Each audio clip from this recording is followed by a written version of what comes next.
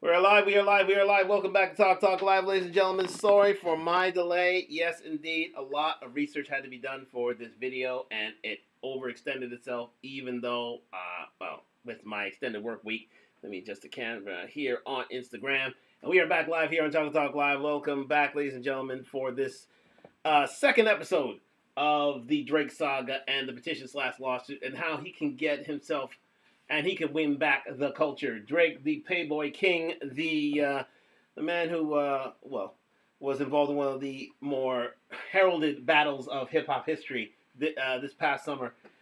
Took it on the chin. Took it on the chin, quite simply, with the song from Kendrick Lamar being "They Not Like Us," and which drove the culture for a good amount of time, and won Kendrick Lamar as a result a Super Bowl appearance. And now we are on on the verge of writing Drake's epitaph. However, let's examine first the lawsuit itself. We're just going to run through it. We're not going to do an in-depth search here. And then we're going to see how Drake indeed can win back the culture. So thank you very much for joining me at Talk Live on IG and YouTube. Like, subscribe, comment on the road to 1,000 subscribers. Sponsored by Dun Talk, DUNTLK.com. Fall winter line out now. Especially there's some Christmas bargains out there and available. So do go see duntalk.com, DUNTLK.com for those. And the fall winter line that is out now. So yes, we're gonna get right to it, ladies and gentlemen, because I have delayed things just a little bit. But again, I hope to see you in the comments. I hope to see you on the playback if necessary. But yes, we're gonna get into this right now and talk live. So thank you very much for joining me. So let us not waste any time. Into the browser we go. Oh, sorry, that's not the one. I want this one. Bing, and this one. Bing. Now the first thing we're gonna do here. Let me make sure that we are down with this. We are indeed down.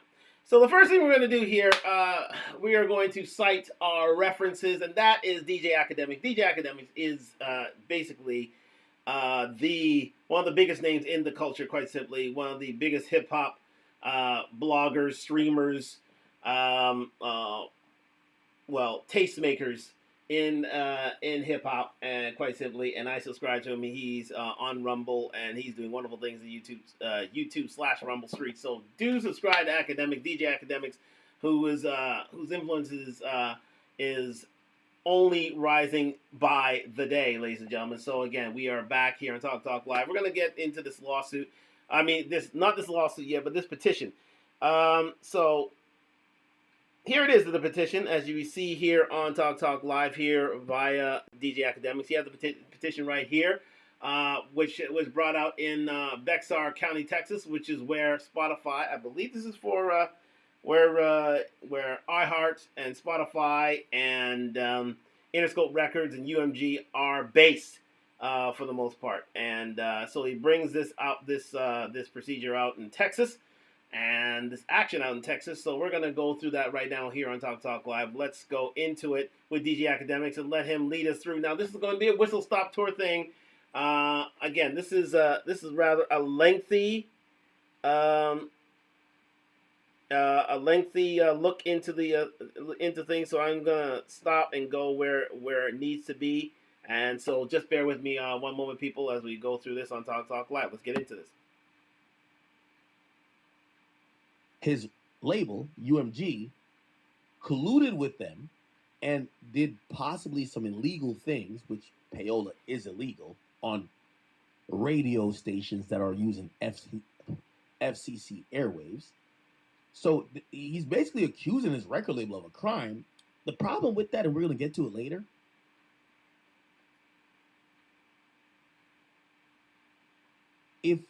and we don't know if this is true, but let's say if UMG has ever done any of the similar things for Drake, it looks crazy. So you accusing UMG of paying radio stations.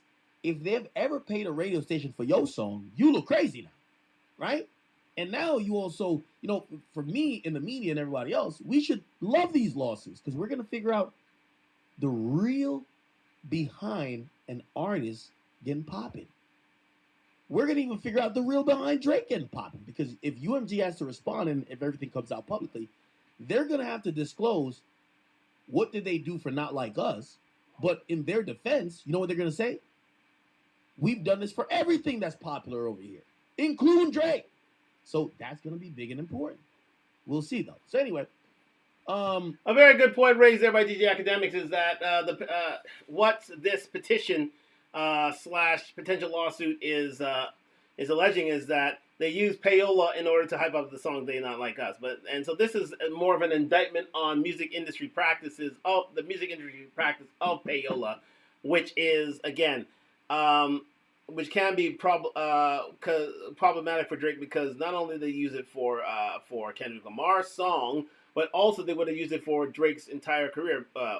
With Universal Music, and again, so he's basically a product of this practice. So it can be coming in with unclean hands, as they say. So because not only have you taken advantage of this, so is Kendrick Lamar to your detriment. However, how many other artists have been the victim of this practice to their detriment? So again, it's something that won't exactly wash in favor of Drake. Let's continue. So the UMG, which includes Interscope Records, which is owned by UMG. Cool. So let's go through some factual background stuff. It says Respondent UMG is one of the handful of companies that dominate the multi-billion music industry. When it comes to the release of new music by the most prominent artists, UMG is meticulous in its planning and execution of the music it releases, promotes, and backs with considerable financial resources. That is not true just because of the amount of money on the line for UMG and its shareholders, but because UMG executives are eligible to receive incentive bonuses based on the revenue generated from the respective divisions. Now, what he's speaking to here is what I've also heard. And let me give another interesting take, right? And I'm sorry, I know y'all want me to just read through this like a bot, but this is why you tune into me, I would hope. So, chat, I'm speaking to some people at Universal, and they're like, yo, we even read through some of the lawsuits. Some of the shit got some sense, but some of it's a lot of bullshit. Won't say who, but there's some people who feel like Drake's wilding. He's losing it. Like, damn, they're almost bordering on delusionality, according to them. But that's how they're framing it.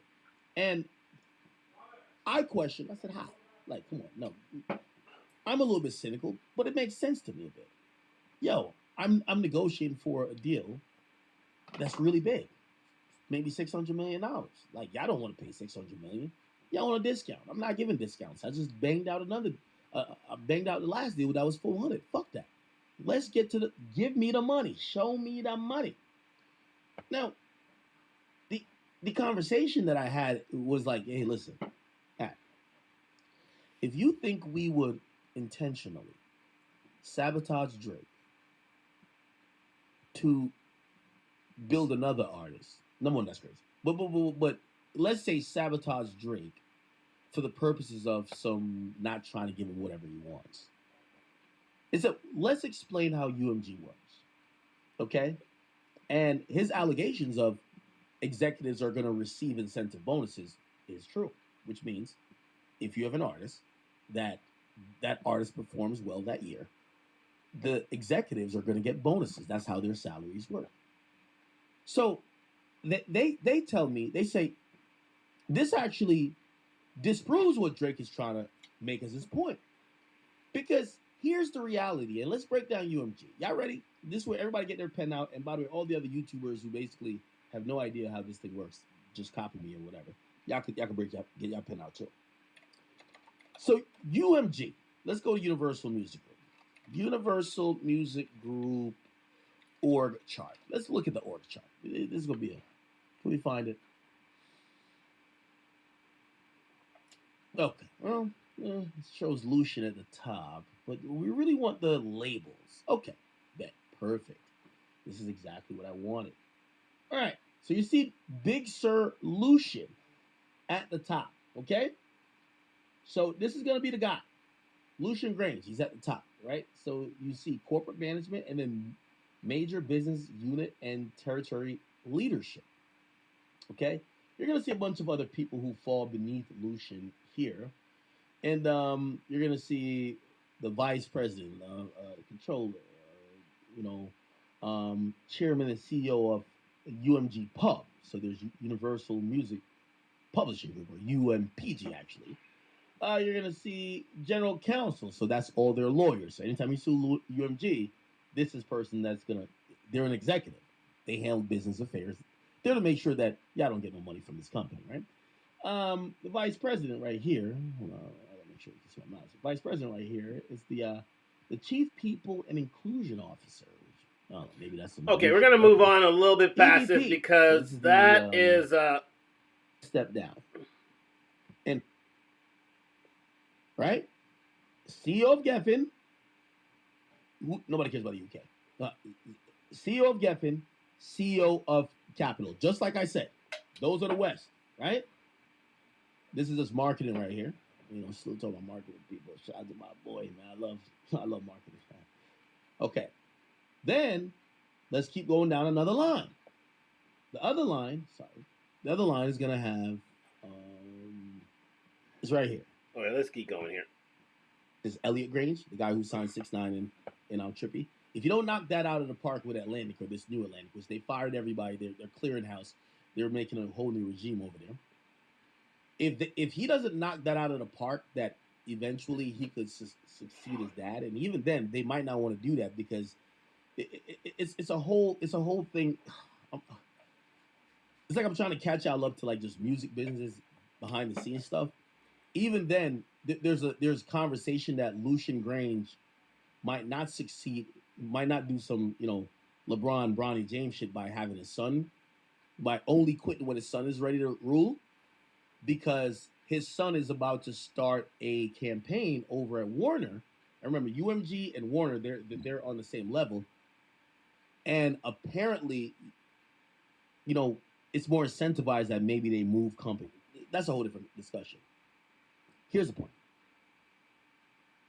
John Janik and Monty Littman, they are competitors of who is bringing in the most revenue for Universal. Monty's constantly saying, well, we got Taylor Swift weekend dropping this year. We're bringing the most money. And then John Janik is saying, well, we got this person, this person, this person.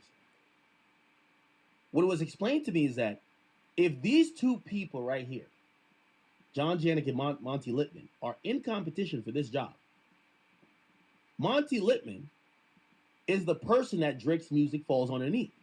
Why would he sabotage his artist to allow John Janik's artist, Kendrick, to look good and gain even way more revenue? But why would he why would he get less revenue for his label to allow his competitor, John Janik?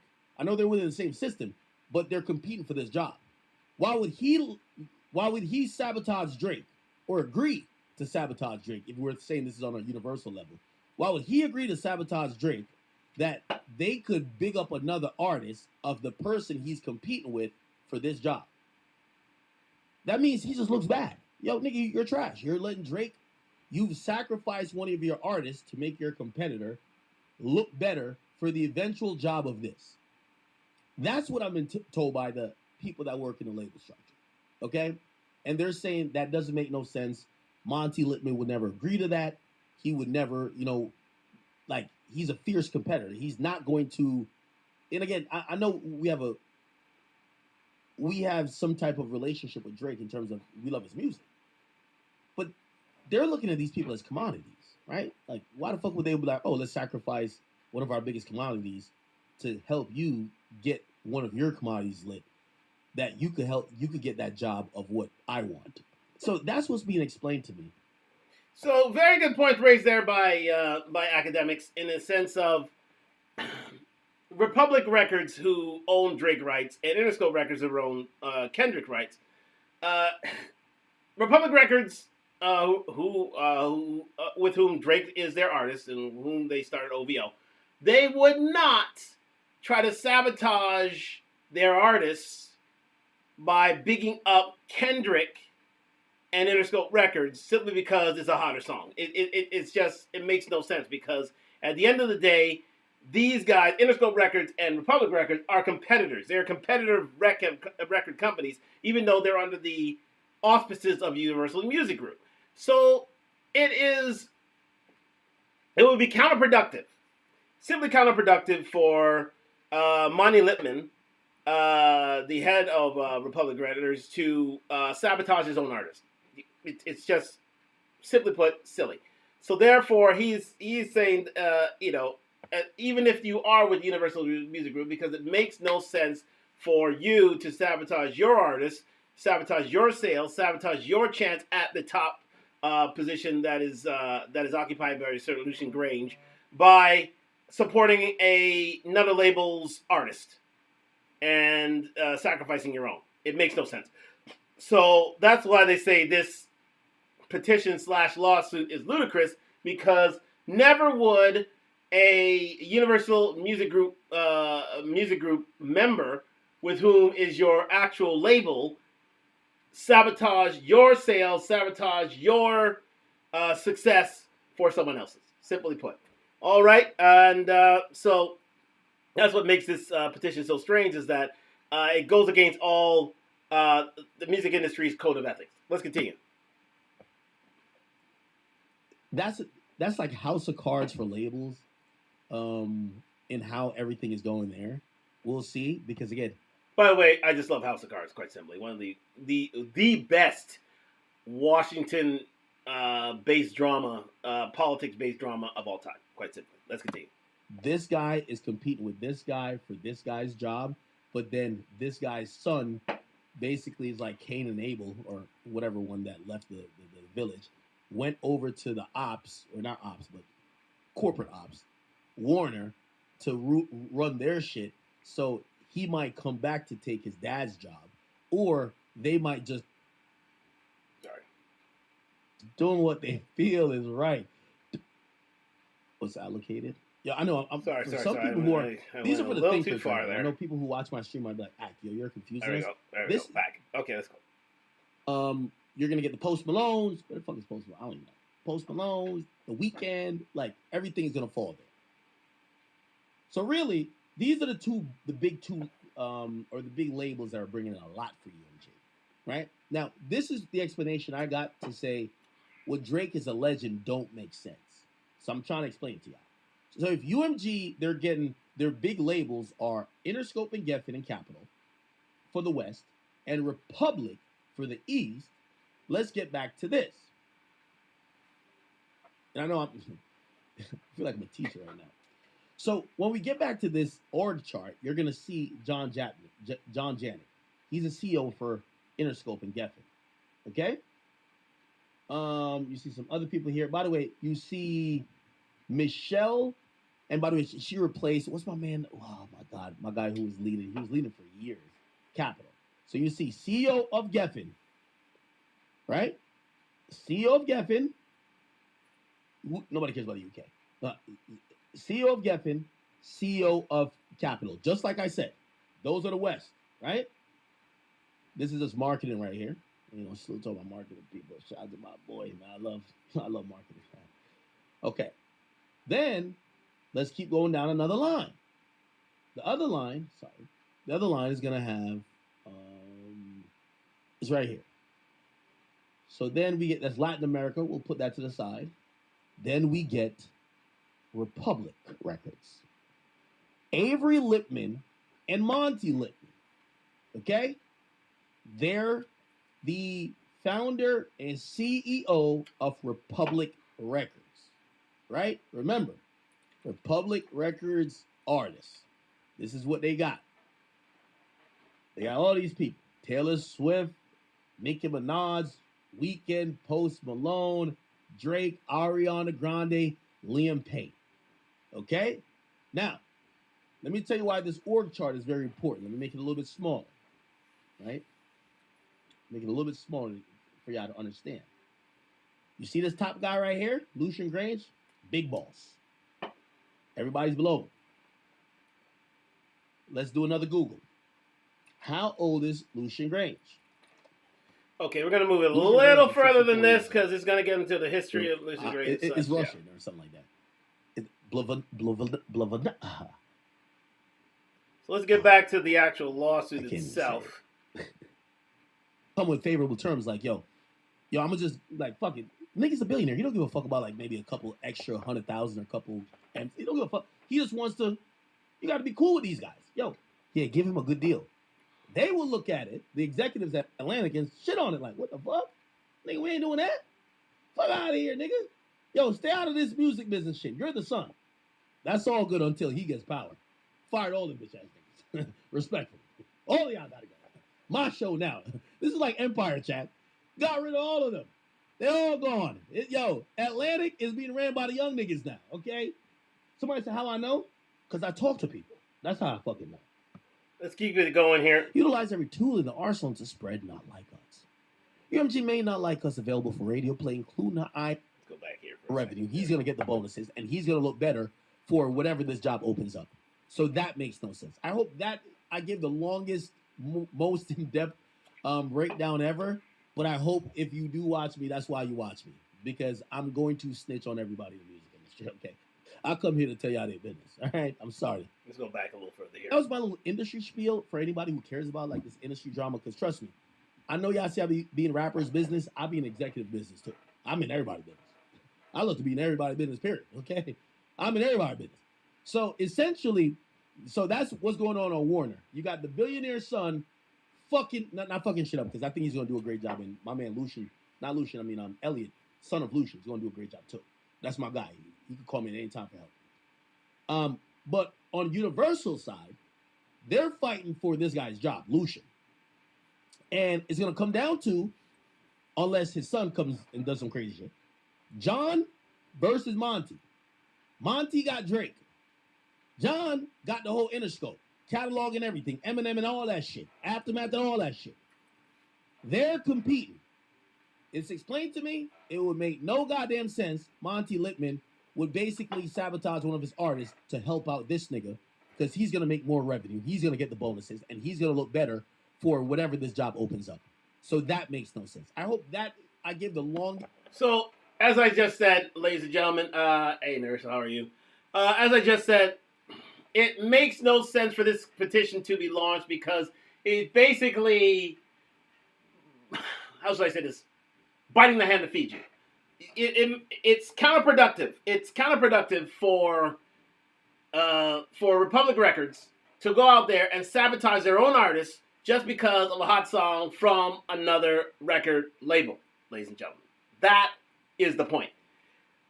Because both the head, John Janik, and Monty Littman are both competing for the spot of Sir Lucian Grange. So the only way they're going to do that is if they both look good. John Janik, for as he said, for the West Coast, for Interscope and Capitol Records. And for the East Coast, Republic Records, and that includes Drake, Nicki Minaj, Taylor Swift, and et al. So therefore, it's not in their best interest at Republic Records under Universal Music Group for them to sabotage their own artists. So therefore, that's why the petition is off key, because why would, again, Republic Records do that to Drake? And they need Drake to be successful so that it looked better for their record company to take over Universal Music Group and have better leverage for themselves. So again, that's where we stand right now. So again, great explanation there by academics on this. So let's see if we can get back to the actual petition itself. Most in-depth breakdown ever, but I hope if you do watch me, that's why you watch me, because I'm going to snitch on everybody in the music industry, okay? I come here to tell y'all their business, all right? I'm sorry to say. Feel me? You'll never hear this from nobody else. That in-depth shit I just told you. Okay? All right, let's continue. UMG's conglomerates and iHeartMedia. Didn't I just show before where Boy Wonder said Complex is owned by UMG? Who owns Complex? You'll see. Commerce Media.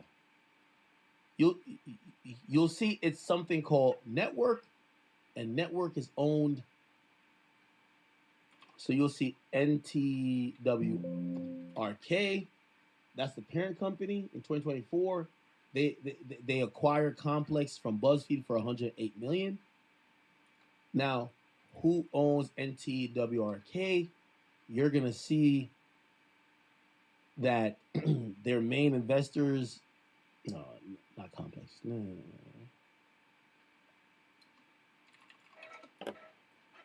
What you're gonna see is Universal Music Group somewhere. I forgot where it's at. Let's move on. There we go. Man, that's cap. Man, Drake must have had bots at some point. No, hell no. Drake is saying his team directly ain't never bought nothing, ain't never pay no radio promoters. Now, I will also be fair, and this is not Dick Rodner standing. I know a lot of people within digital marketing. I know a lot of people within radio promotion. I know a lot of people within Drake. Again, maybe he's been paid for at a higher level, but Drake's music has never been the thing that people have said, yo, we collected $500,000 for Drake's campaign off of Drake's team. What I mean by his team, his immediate team, his manager, the person, which I don't know if he has PR, but his PR guy. Like, yeah. And by the way, you know who came out recently to just co-sign us a bit? Funk Flex. Look at this, chat. Funk Flex said, yo, and by the way, I don't know why Flex would do this. Flex says, yo, DJs are supposed to play a song because it's hot. The music industry will blackball me for this, but that's okay. It needs to be said. Saying about Kendrick, he has an amazing song. But pay for play gotta stop. Now, here's the interesting part about it. And I'm kind of like torn on this because, okay, cool. I've always, like, I've acknowledged that there's bots in music, but I've never said one artist does it. I used to say to Nicki Minaj when Nicki Minaj was accusing Cardi B of payola or that they were paying blogs, whatever. That's not payola, actually. I guess influencer marketing.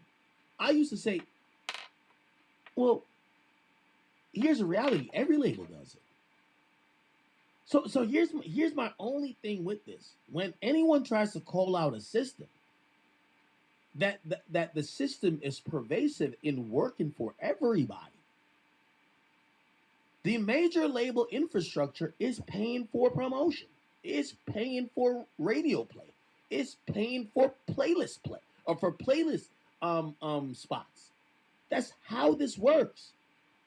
It might be done through intermediaries. By the way, if a label wants to get airplay for their songs, you know what they do? They don't pay the radio station to say, play my song. There's two ways to do it. One way, hey, we have a concert coming up or he has a tour coming up. We'll pay you to promote the tour. Wink, wink. Play the song, nigga.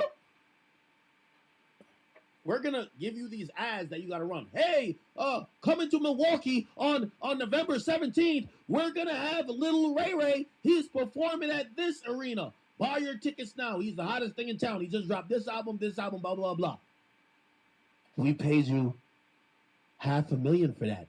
Play our song. At least once every 3 hours. Wink, wink. Okay, I'll play it. Excellent explanation there by academics on how the modern payola system works. It is, I mean, you can't literally pay a radio station. You literally have to do it in a surreptitious, sort of legal loophole sort of way. In the sense of, okay, as he said, an artist comes to town, he has a concert, we're going to do exclusive promotion through you. Here's, as he said, $500,000 to do it. Now, play our song. Which is what all record companies, all music groups, since the dawn of time have done, since they've outlawed the payola system. Because payola is illegal, quite simply. But since they've done away with that, this is how they do things. They do things through promotion. They do things through incentives that were offered to record companies offered to radio DJs in order to play their song. So therefore, if there's a concert that comes into town, if there's an album to be hyped up, okay, the new album is blah blah blah blah blah. Come get it now. And you promote it exclusively, and we're giving away so many copies to lucky few viewers. Great, fantastic. Play our song. That way, the record company, the radio station gets paid, and in exchange, the record company gets their album slash singles played. So it's a quid pro quo sort of system. Well, it's consideration. It's literal consideration. My money for your airplay, but we can't pay you directly. We have to pay you through different promotions. Got it? Good. Let's continue. When they sue, yeah, they never paid us to play music. We just played it voluntarily. You get what I'm saying? That's one finesse. So the second finesse is this. Yo, fuck that. We want to hold these guys accountable because we're going heavy on a campaign, right? Because when you do I'm just paying for promotion of a concert and I hope you play the music because of that, that's up to their discretion. At that point, you can't have a contract that verbally says, play my song twice an hour, every hour between these days and these days. So how do you get to that? Well, you do it through a radio promoter. You get a radio promoter, you give them the money, they know what you want. They're the third party, and the radio promoter goes to the radio and says, hey, check this out. We're going to do the deal with you, but we're going to need these, you're going to have to guarantee us this. And because it's not done directly with the label, you have now evaded the law. Because the law only really monitors the radio. So payolas never went away. It's just gone to radio promotion companies, or labels have had to just say it a little bit different. Oh, we're paying for y'all to promote a pop-up shop. No, we're paying you to play the record, nigga. We ain't pay you $200,000 to promote a fucking concert. The fuck? The nigga not even getting $200,000 for the concert. We paid you $200,000 to spin that record like it's going out of style. Anyway, Funk Flex, I don't know why he's doing this, because he works on radio stuff. He's admitted it. Yo, Drake is 100% right. National play per song. Drake don't got to pay for play. For pop radio and CHR, what's that? Radio, $350,000 if you want your song played on these platforms. For urban radio, $200,000. I've heard this number a lot. $250,000. Now, I don't know if this means on the hour, every hour. I don't know what the frequency is, but for a campaign, a radio promoter is going to take $250,000 to get your song played through a huge region, right? Mix show, which means that the guys who they're like, oh shit, it's Memorial Weekend, we playing. What's the vibes? Yo, we gonna hit the Caribbean set, but we gonna throw in a couple hip hop joints. Well, if you want, when they throw in a couple of hip hop joints, it's your joint. Yeah, these are DJs who are just mixing, right? The local DJ, the nigga who might be on the radio maybe once every 2 weeks, but he always in the club. Shit, he'll take. You got a new song? This is what young rappers do. So if you're a new rapper and you want, like, you know that one DJ that be on the radio, hit. And by the way, let me tell you how this makes sense. If you're a local DJ that works at Hot 97 once a month, Hot 97 probably pays you $2,000. That's it. So you're on the radio for 4 hours, or say 3 hours, you get $2,000. $2,000. It's a lot of money still, but still. So for 3 hours, $2,000, right? If you pay that radio DJ $3,000 as an artist, because they have an audience, which is the radio, you pay him $3,000. Remember that DJ has certain free reign to play what they want, not everything, but certain things. Those few songs they could pick as their discretion, they're gonna play your song. That's how they make their money.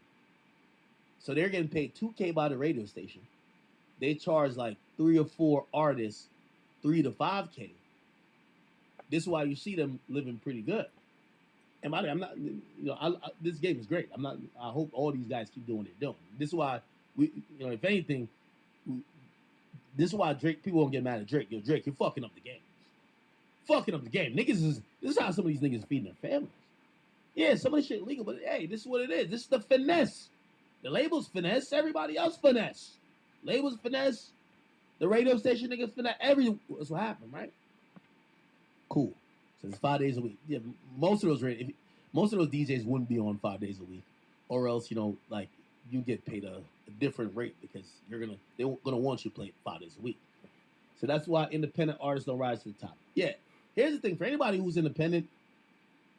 I ain't telling you how to go sell drugs, but if you want to pop off in this game, you got to have $100,000 to invest. Because here's the thing, nobody's gonna do shit for you for free. You want to get on the radio, it's money. There's nobody gonna be like it happens, but very rarely. People are like, oh my god, this shit sounds good. Like, let's fight for this person and get platformed at whatever. No, it's gonna be you using your money to pay a nigga who knows a nigga who has access to the other nigga that makes the list or does the DJ. That's how it goes. Right? Excellent point raised there by DJ Academics. Yeah, it's a dirty deal. It's a dirty game to get involved with. And unless you are involved with a major label, it's very, very hard as an independent artist to get signed. It really is. And again, people have to resort to surreptitious, darn near criminal means in order to get discovered, because you need that money in order to pay off DJs to get your song played. And that's why you hear a lot of artists get their start doing illegal things in order to get their name out there, because they don't have major label money, so therefore they need to raise that money somehow. So they have to get involved with get rich quick schemes, such as whatever what comes to mind in order to get this shit done. So again, it's but Drake doesn't have to deal with these things because the record companies are literally paying those monies so that his things get played, so he stays on top. It's as simple as that. Continue. Says you is. Well done to Frontmaster Frex indeed as well for letting us in on the inside joke of things. Let me just move things along with regards to the lawsuit here. So let's continue. There's so much of a bigger liability from everybody who could claim this. They have to put all their resources. UMG pays, and from just what I've been estimating, over $100 million in legal fees. They have lawyers on retainers, and they're paying $100 million a year. It's to make sure that if you were a rapper and you made them $50 million by rapping about killing your ops, and then because of one of your diss songs you get smoked, your family ain't gonna get no money from UMG saying, why'd you promote the song of my son dissing the ops? It's the one that made the ops come kill him. You're responsible for his death. No, we're not. They put a lot of money to make sure these frivolous lawsuits. Oh, your favorite drug addict rapper. Oh my God, I love taking 20 perks. I'm high off the codeine, the promethazine, the Xanny. The Xanny got me lit. Okay, that nigga dies 2 weeks later off an overdose. Their mom is like, oh my God, my son never used to take drugs. I'm suing the company. Why did y'all let my son drop a song about his Xanny addiction? Their lawyers squash all that. Universal's not paying no money to nobody, man. So that's what I'm saying. If they have avoided lawsuits that could come from, you think FBG Duck Mama could go sue UMG and win? Dirk dropped a song and made millions, and UMG made millions called Shoulda Ducked. Vaughn dropped a song, took him to the O. You think she could go with no money from them? Fuck no. You know why? Everybody who ever got their shit split, respectfully, their mamas would be lining up saying, I'm suing the record company because people diss me. No, we don't work like that. You ain't winning nothing. So I don't think Drake gonna win nothing either. I don't care how much lawyers he got. Yeah, Drake's a billionaire. Like, listen, I know we talk about Drake like you're a big dog, but Drake's a billionaire to $1 trillion industry. Come on, bro. Like he's a little piece of the pie. And this would threaten to fuck up the entire game. Now, granted, let me be cynical. I'll be cynical with y'all. If Drake wins here, music is forever changed. Forever changed. Forever changed.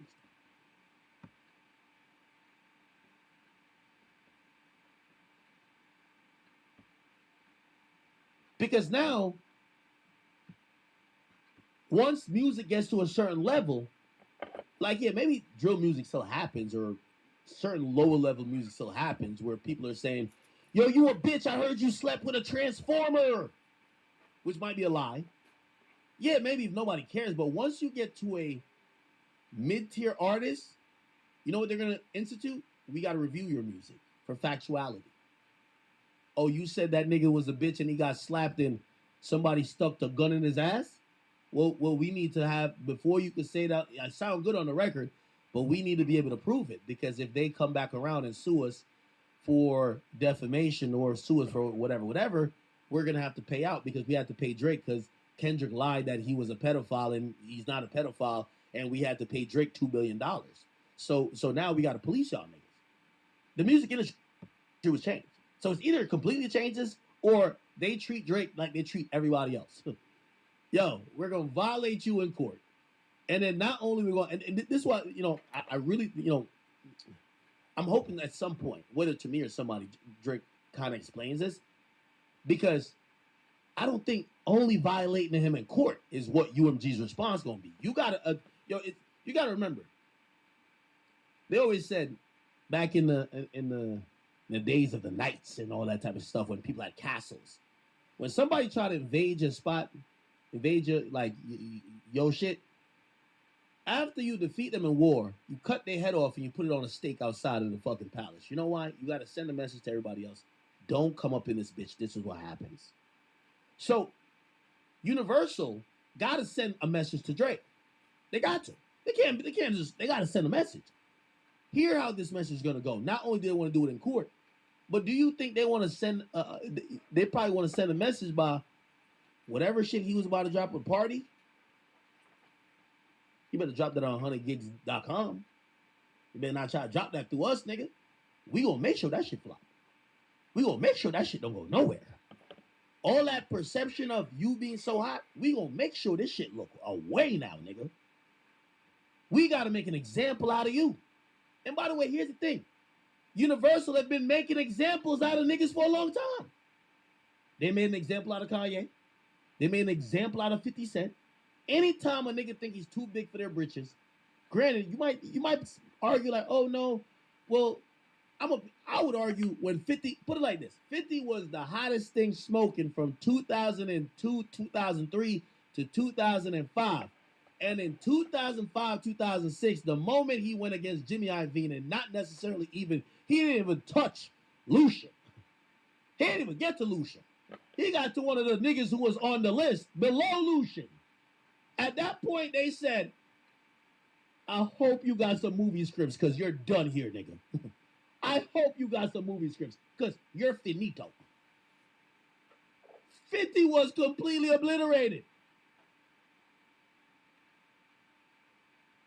They crowned Kanye the new winner. 50 star, like, come on, bro. You can't fuck with Universal, bro. Who's done it and won? Except Taylor. That's why I keep saying it's a Taylor Swift moment. Who's done it?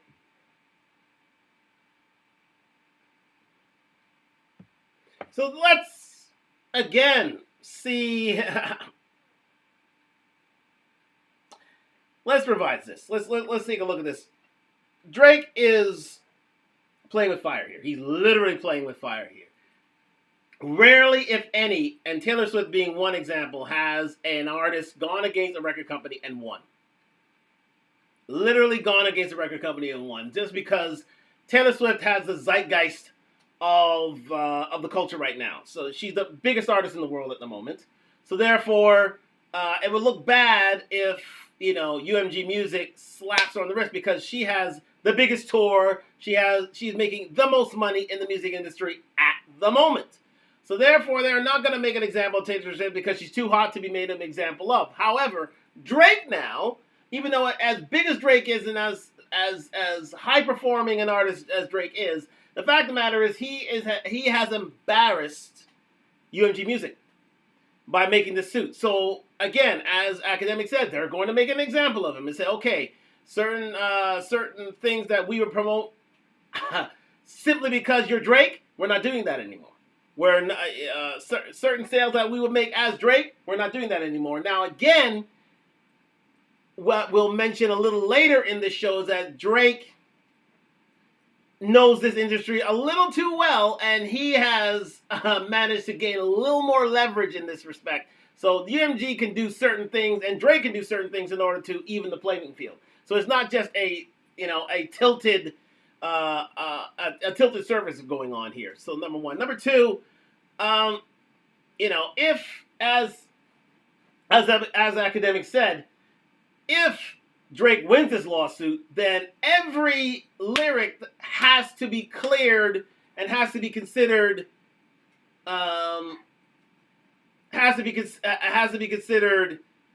true, unless they and so every lyric has to be considered true, and therefore every lyric has to be checked and verified before it goes out there. And you can't just use artistic license for a song to get out there. So, because, Drake was accused of being a pedophile, but what the record company can say and what the artist can say is that it's artistic license. I am allowed to say what I want for the sake of art. However, if Drake wins this lawsuit, such things would not be allowed to pass anymore. And every lyric from an artist has to be checked in order for it to go out there, because it has to be considered viable. Because as Drake has done here, they can sue the record company and seek compensation and receive compensation. So that's why, in those two respects, this petition/lawsuit will not fly. It will not fly anymore. So therefore, as academic says, Drake's going to be Drake, number one, is not going to win this petition/lawsuit. Number two, he's going to be made an example of. However, now Drake on his side has a certain leverage with, has certain leverages on his side that will even the playing field, where say, okay, you can go in on me, but remember who I am. We're going to go into that a little later here on Talk Talk Live. Stay with us. Thank you very much for joining me on Talk Talk Live on IG and YouTube. Like, subscribe, comment on the road to 1,000 subscribers, because one thing that we must know is that Drake, even though he's a small fish in a big pond, he's still a relatively recognized fish. He's a relatively recognized fish. And a relatively, he's a able predator. How's that? He's not an apex predator. He's not top of the line predator. But he's a serious predator out there. And he can move numbers. He can change policies. He can do things that can bend the music industry to his will to a certain extent, because of the 15 years he's had at the top of the hip hop game, and his streams, and the different things that has made him such a success in the music industry. So he can bend the music industry to a certain extent to his will. And I'll reveal how he's going to do that later on Talk Talk Live. But let's continue with this. Look what they did to Kanye. Remember when Kanye was like, yo, they won't let me buy back. Remember, look, what company owns Universal? Drake going at Universal. He's not even going at Republic. He's going to Universal. What owns Universal? What owns Def Jam? Universal. So Universal owns all these companies. Remember when Kanye was like, yo, they won't let me buy it? When he shows the contract, Kanye shows contract, Def Jam. You got to realize, nigga, they boxed that nigga out. Now, granted, he's still selling 120K without that. Right? But then he spiraled all the way into doing some anti-Semitic shit. Then they just dropped him with cause. But he ain't never went at Universal, like the parent company. His fight was with Def Jam. They bodied the shit out of Kanye. Kick that nigga out of here. Get out of here, nigga. Go sell some sneakers. Get out of here. Go to Japan. Go get head on a raft. Fuck out of here, nigga. So that's why I'm looking at the Drake thing and I'm like, holy shit. Yo, 50 got fucked up by going at Jimmy Iovine. The game got fucked up by even breathing hard at Jimmy Iovine. And that's Interscope. How the fuck you expect to go at big boss, top dog, Lucian? Y'all can't fuck with him. He gonna have y'all niggas being played in Botswana. Y'all niggas can't fuck with. Now, granted, it appears that Drake look like he's down to take on the fight. Here's my biggest problem with that. Remember, as I said, timing. Everybody's reading this as you versus Kendrick. This ain't got nothing to do with Kendrick. Like, of course, it's his song, but this was. If I'm listening to this right, Drake been talking to Universal for a year, having all type of problems, running to mad roadblocks. Obviously, when he sees the battle go down the way it did, he's looking at it like, what the fuck? Nah, these niggas was they was trying to help that nigga because they don't fuck with me right now. And that's why we get a lawsuit. But at the end of the day, it don't matter. It's you and Universal. You can't fuck with Universal. We ain't seen nobody do it. Only people I've seen, one in public opinion or even just in contractually, Dave Chappelle, how he won with Comedy Central. He forced Comedy Central to have to give him back his shit. The people were on his side, though.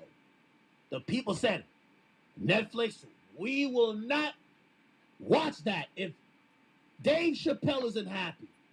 Comedy Central, we don't want it. And then Netflix said, well, we don't want this shit no more. Then. They had to go make Dave Chappelle happy. Taylor Swift, hey, I might be good with music. If this don't get fixed, her fans is like, all right, we're Swifties. You heard what she said. All right, fuck it. Let's get her fucking masters. God damn it. Who else?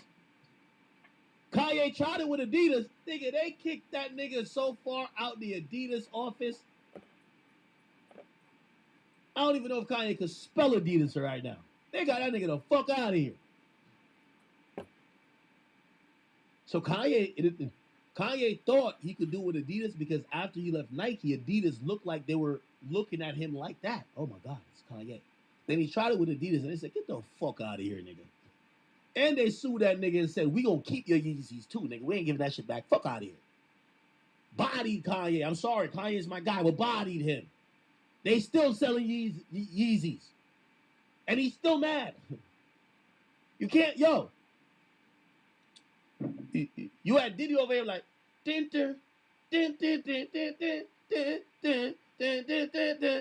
all of that shit with Ciroc thinking he like cause of some Harlem Shake and cause he got the niggas with the Ciroc bottle, he good. He start bucking up in the company, Diageo. Listen, are you out of here? Are you out of your fucking freak off mind? They got him out the paint. Nigga, they were so tight at him, they got him in a jail cell. Fuck out of here, nigga. Stop playing with us. Ciroc is still selling. We ain't hear nothing about no dip. Oh, Ciroc hasn't been sold since the dip. Fuck out of here. They got him out the paint. They got that nigga out the paint. Wonderful. Listen, I keep saying this. If there's anything you want to know about the music industry, there are certain people you go to, and definitely one of them is DJ Academics. He's literally giving you the game with regards to how it is absolutely impossible for any artist to go against their record company, their corporate masters, unless there is a huge groundswell of support that will allow for that to be done, aka via Dave Chappelle with regards to Comedy Central and his Chappelle Show, and Taylor Swift with regards to her masters. The public said, we're not gonna buy any more Taylor Swift masters until you give her masters. They did. Because Taylor Swift controlled the zeitgeist at that time, so therefore they couldn't risk losing money, so they gave her masters. Again, they give examples here of when Kanye tried to go against them, they kicked him out of Adidas. Kanye, my favorite hip-hop artist, one of the greatest hip-hop artists of all time, I would say the most influential hip-hop artist of all time. He got kicked out from his record company and Adidas because he decided to go up against his Jewish record company label masters simply because through anti-Semitic remarks.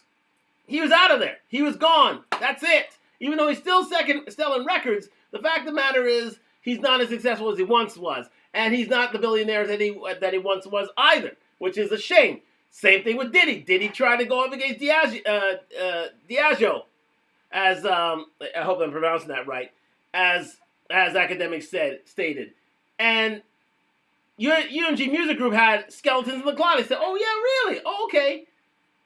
You think you're bigger than what we already created you to be? Okay, fine." They took him down, and now he's standing in in the Metropolitan Detention Center in Brooklyn, accused of RICO and sex allegations and rape and all sorts of things, to the point where his reputation is finished. He cannot come back from this. So that's why I say to Drake, you're making a big mistake going against these record companies, because these record companies, again, as academic has said, these guys are trillionaires compared to your billions.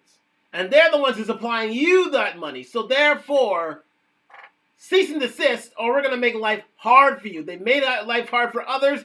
You can be next in line. And that's why I say it's a zero-sum game for Drake to go this route. Because number one, it goes against the culture. Number two, you're going against a record company and biting the hands that feed you. So guess what? You'll be treated like Diddy. You'll be treated like Kanye West. You'll be treated like every other artist that came up against the record company, especially if you're black, and decided to think that you're bigger than your britches.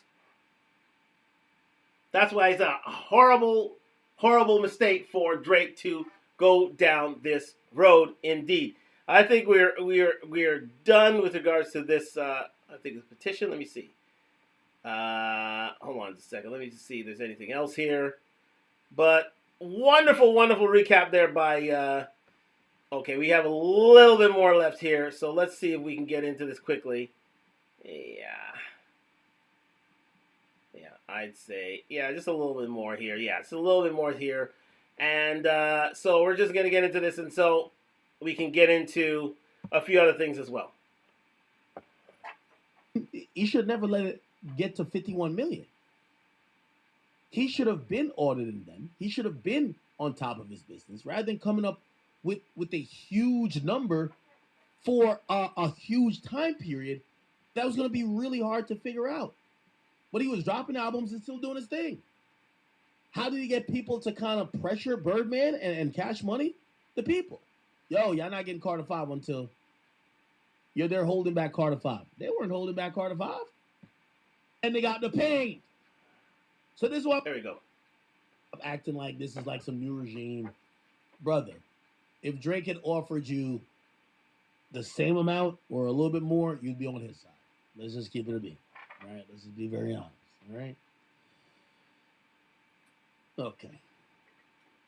One whistleblower whose identity is unknown revealed publicly that someone from management paid him thousands of dollars or whatever to achieve 30 million streams.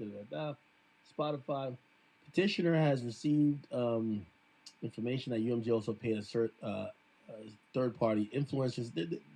They're kind of almost mirroring the last lawsuit or the petition. I mean, they funneled payment to iHeart Radio and its radio stations as part of its pay-to-play scheme. And this is where the defamation stuff come in. Petitioner has amassed sufficient facts to pursue certain torturous claims against UMG, including but not limited to a claim for defamation. Okay? But currently lacks factual support needed or necessary to determine whether he may bring claims of a civil fraud and racketeering against UMG and its many other unidentified co-conspirators who violate payola laws and accepted illicit payments and other things of value from UMG without disclosure. So stop there for a second. So basically, reading this petition and those paragraphs within the petition, he's literally saying that, listen, UMG was part of payola. UMG allowed for defamation by allowing Kendrick Lamar to call him a pedophile, and therefore Drake's saying that he should be allowed to obtain evidence so that he can launch a civil civil fraud, and racketeering against UMG. We'll be right back for the second hour in a bit.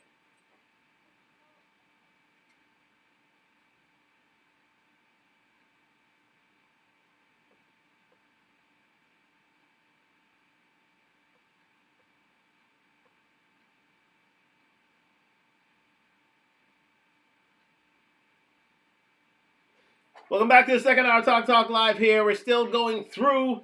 We are still continuing. Hi there. We're back on Talk Live here on Instagram, back here on YouTube. And we are still revising the actual petition launched by Drake with regards to defamation, with regards to racketeering and civil fraud, with regards to the song They Not Like Us, and the use of bots in order to promote a song that became an absolute hit, the song of the summer, quite simply, in 2024. Thank you very much for joining me at Talk Live on IG and YouTube. Like, subscribe, comment on the road to 1,000 subscribers. And afterwards, we're going to show how Drake can indeed survive the first bad year of his music career, quite simply, in 2024. But as I was stating, and I hope you, to those who may not have heard here on Instagram, it is basically, it's a claim for,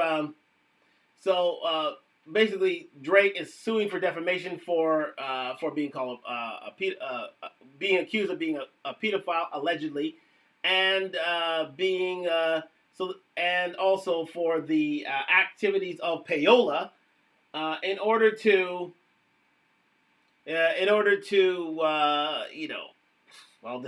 defame and limit the career of Drake. And so he's trying to gain evidence and asking for evidence to be provided by UMG Music Group so that they can sue for civil fraud and racketeering against his own record company, which I've already explained, will not happen because this will absolutely tear down Drake's career. No artist could survive this, and could survive going against your paymasters, as is Universal Music Group and Republic Records, quite simply. So it's a very slippery slope he's going down, and we're gonna let my man. Let me see if there's any comments out there, quite simply, before we go there. And no, we're good to go. And yes, very good. And let's continue with this. Say, I hope Drake has all his ducks in order, because, and if you ask me, I'd be shocked if I saw Party Next Door's album drop this year, the collab album, because it can't be in good faith that Universal would be releasing this album. They're not incentivized to want to support it. They kind of want to back up off Drake right now. Like this is legal posturing. We can't just act like this didn't happen. And this tells me then, do I think Drake is just gonna drop a collab album in the midst of this? Why? It's gonna hurt the way you're perceived. Because now it's in the best interest of iHeart to hurt the perception. This is what, again, Drake is also not doing it. And again, I'm a little disappointed. You got to communicate with the people, bro.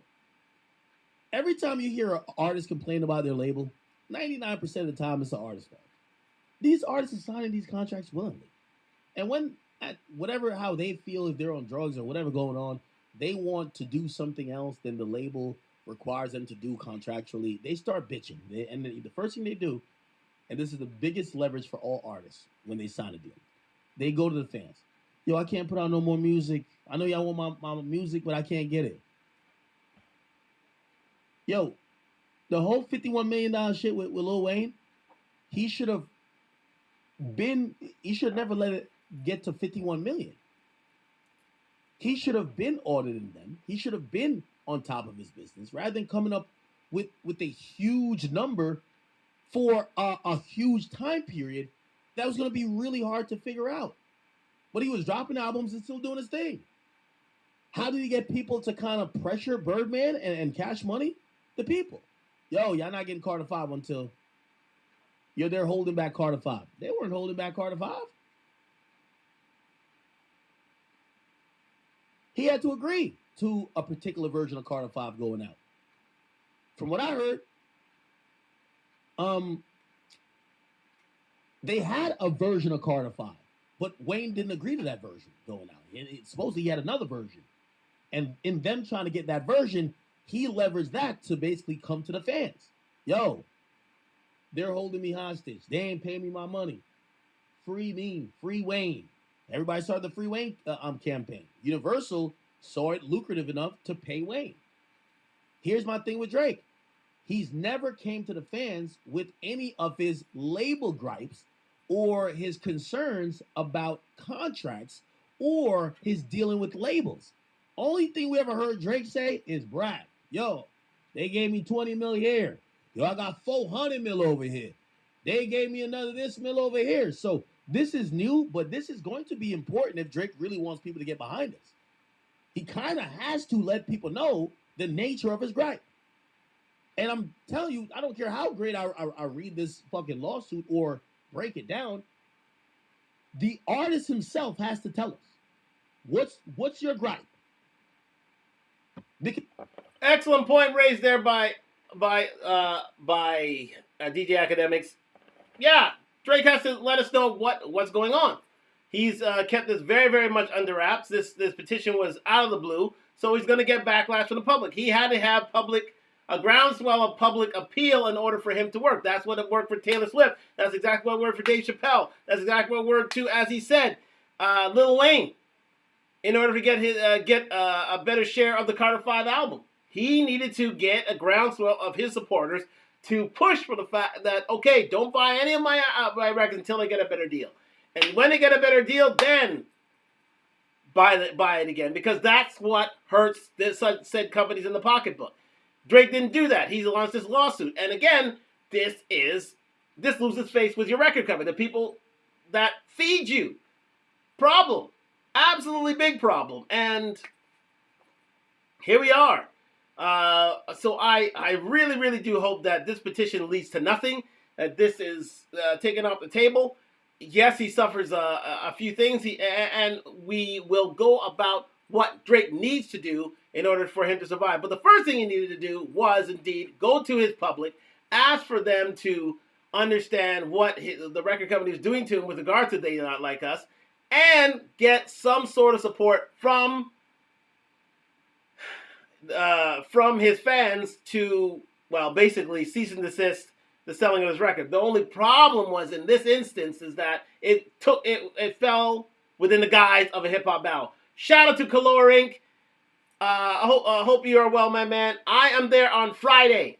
Color, I am there on Friday. I'm telling you something, man. You are the doctor for this hair. I'm telling you that. So, Color, shout out to you, my friend. I'll be there on Friday. I tell you what, I should have looked you up earlier, and I'm breaking with things because I tell you what, the one thing, ladies and gentlemen, let me tell you something. The one thing that I must say is that this guy Color is a goddamn artist. Okay, I'm breaking with things because let me tell you something. This guy Color is a goddamn artist with hair. And I have been, and this guy's been a Facebook friend of mine for at least 10 years. I give about 10 years, and I have avoided him like the plague until I finally got into his Instagram page, and I said to myself,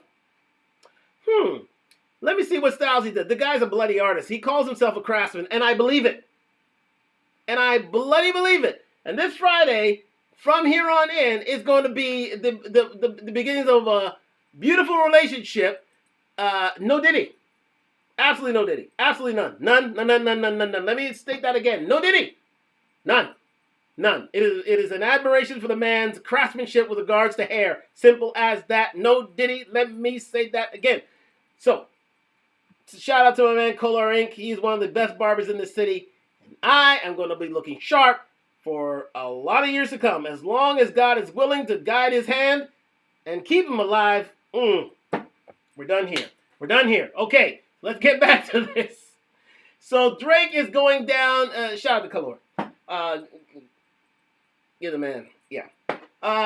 So Drake is going down a very, very, very dangerous road in that he does not, which does not allow him the groundswell of public appeal. So therefore, it behooves him, yes, look that up, it behooves him to step back and stop this petition / potential lawsuit because he is hurting himself in every way, shape, and form without public appeal. Quite simple. All right? So, shout out to my man Kalor. Shout out to you for listening here on Talk Live on IG and YouTube. Like, subscribe, comment on the road to 1,000 subscribers. Let's get it. Because right now, and Kendrick's, great PR team, they're gonna spin this as, I told you we fucked up the Canadian. He's suing us now. That's not really what it is. The timing would suggest that, but that's not what it is. So Drake gonna have to say some shit. I ain't gonna lie. Or is he gonna keep looking back? Now, here's the thing too. What I was thinking, I was like, well, Drake could probably say, my team did this. I didn't have any knowledge of them doing it. Like, I have handlers and I have a team and they're doing this. I didn't really know too much. But that's the OVO sound label kind of who controls certain shit with me. They're making sure they protect me.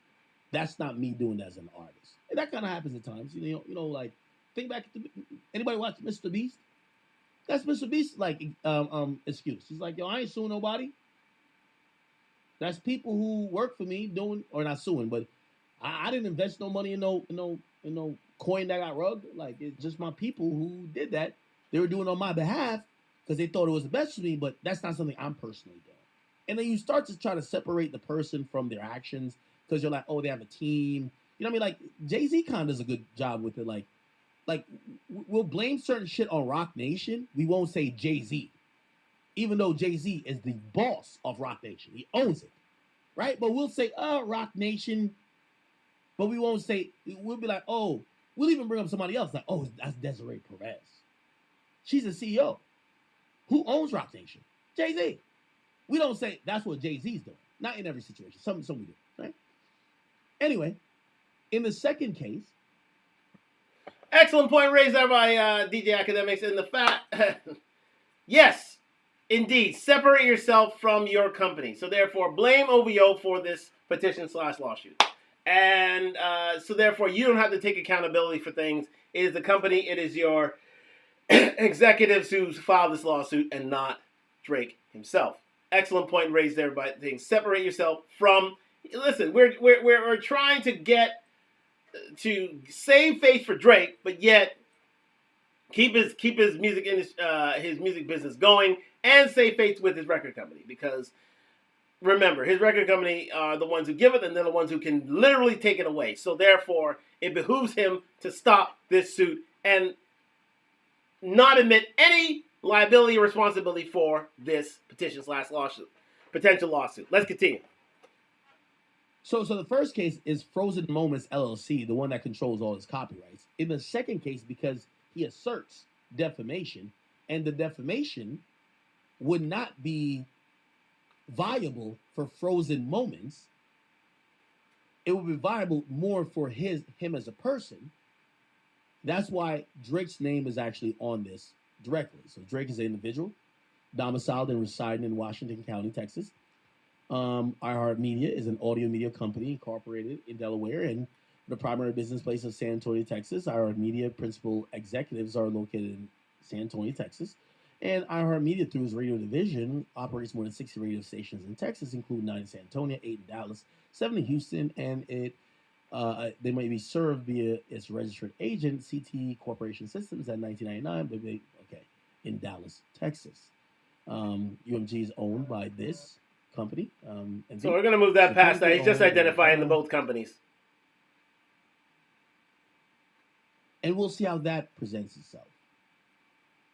Because now we have metrics.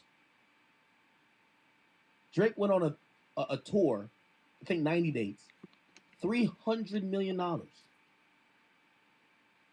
If he can't do that again, if that's not a thing, okay, that's a metric you can say that's the fall off. Drake's last album with limited promo, keep in mind, this is during this negotiation period where his label is not supporting him. And when I mean not supporting, of course they're still doing what they got to do, but this isn't like they just gave him the money. They realized Drake hit a lick on them. You ain't see Drake rush out 4 or 5 albums? Let me tell you how it works in the music business. I could tell you because, and it's my guy, hopefully his team ain't going to feel no way about it.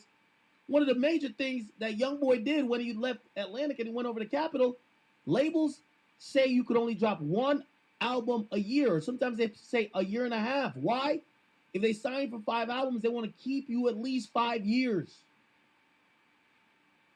That now you might be like, oh, I got to drop more music, but it don't count. Yeah, you get paid if there's a recoup on whatever they gave you, but it don't count against their contract. They have you locked in for 5 years. So young boy dropped 22 projects, and they said 80% of them never counted. Yo, we told you can only drop 1 approved project per year, brother. We didn't tell you to drop 8, but thank you for the 8. But we're gonna save you a little bit more money because we don't use that much money to promote your shit. Cool. But those masters we still own. Yeah. You own those masters because as long as you drop during the contract period, this is how all your projects are owned. You know why they didn't give a fuck? Because now they own so much of his fucking catalog in terms of the percentage of the masters that forever and for always they're gonna be good. They don't give 2 fucks. That's why when Youngboy was trying to re-sign with Atlantic and he said, yo, don't give me extra $10 million. How about you just give me some of my old masters? They're like, well, the thing about that is you gave us about 20 projects or like 18 projects for the free ski. And we just own those just cuz. Why the fuck would we want to give it back to you? Huh? No, we'd rather give you $10 million. Take 10. But he's like, no. I don't want the money. Just give me, nah. Take an extra 10 or we're good. So you know what Youngboy did? Went over to Capitol. You know what his deal was Capitol? They lowered the time. So they understand he's a modern artist. He loves his fans. His fans love when he drops music. He could drop music. I believe it's like 6 months. It's down to 6 months. So every 6 months he could drop an album. And it counts towards his requirement. Drake, from what I heard, lowered that time as well. Obviously, Drake's been around. Drake's renegotiated mad times. That's another thing people don't realize. But he signed a deal that he could speed through. He didn't have to wait all those years or wait till they're recouped. You know why? Drake has printed money. Also, he leveraged the fact that they're eating so much off of his back catalog that dropping frequently helps the back catalog. And by the way, 80 to 85% of Drake's current streams is from albums dropped over 6 years ago. That's another thing. You know what I mean? As we and I'm being very fair here. I love Drake. That's my favorite artist. But bro, the labels look at him different because Kendrick will never beat Drake in terms of streams. You know why? It doesn't matter about what Drake puts out now. It don't matter what Kendrick puts out. Kendrick just ain't even that hot. I'm surprised the nigga sold 291. When I mean surprised, I thought he was gonna do 500. Clearly he ain't that hot. But here's the thing. Drake don't got to do nothing. He'll beat Kendrick for the rest of his life. I'm going to tell you why. What Drake did from up to, I want to say from 2009 to 2019, that back catalog is beating everybody's ass. He don't got to drop. He's going to be the #1 streamed artist for the foreseeable future in hip-hop. Foreseeable future. Without even dropping. So I don't care what Kendrick drops. And that's the thing. Y'all could say Kendrick becomes the hottest rapper. He still won't have the most monthly streams. Not over Drake. Drake's catalog is too good. Excellent point raised there by DJ Academics. Yeah, to those who think that Drake's demise is imminent, you're sorely mistaken. Absolutely sorely mistaken because Kendrick cannot do, Rick Ross cannot do, Future cannot do any artist that goes against Drake. That's why it's 20-1. All those artists, 20-1, can't do what Drake does. Can't. They just can't. Not in terms of streams, not in terms of album sales, nothing. Can't do it. So therefore, that's why they all hate on Drake, is the fact that it was a 20-1 gang on, but a gang up on him to see if they can, try and take him out of the spot, try to, to besmirch his reputation. But the fact of the matter is they can't do his sales. Any Drake album that comes out is a literal, as he said, 400, 500, 600 streams in the first week. of album sales. That's why they hate that's why he's considered the Playboy King, because from now, as Drake says, until, as DJ Academic says, from now until the end of his career or the end of his life, there isn't anybody who can touch him. It's sort of like the Bob Marley theory. Many artists come out, Vybz Kartel, Movado, Popcorn, any of these new artists, Shabba Ranks, any old artists, they still can't beat Bob Marley in terms of album sales. Still can't beat him. He's already dead for the last 40 plus years. Still can't beat this artist, Bob Marley. And so that's why they say, even though they want to get rid, they see Drake out of the top spot, they still can't get rid of Drake. He releases another album, it still smashes anything done with regard to Kendrick Lamar. That's the problem. That's why he'll remain the Playboy King. There it is. He'll remain the Playboy King.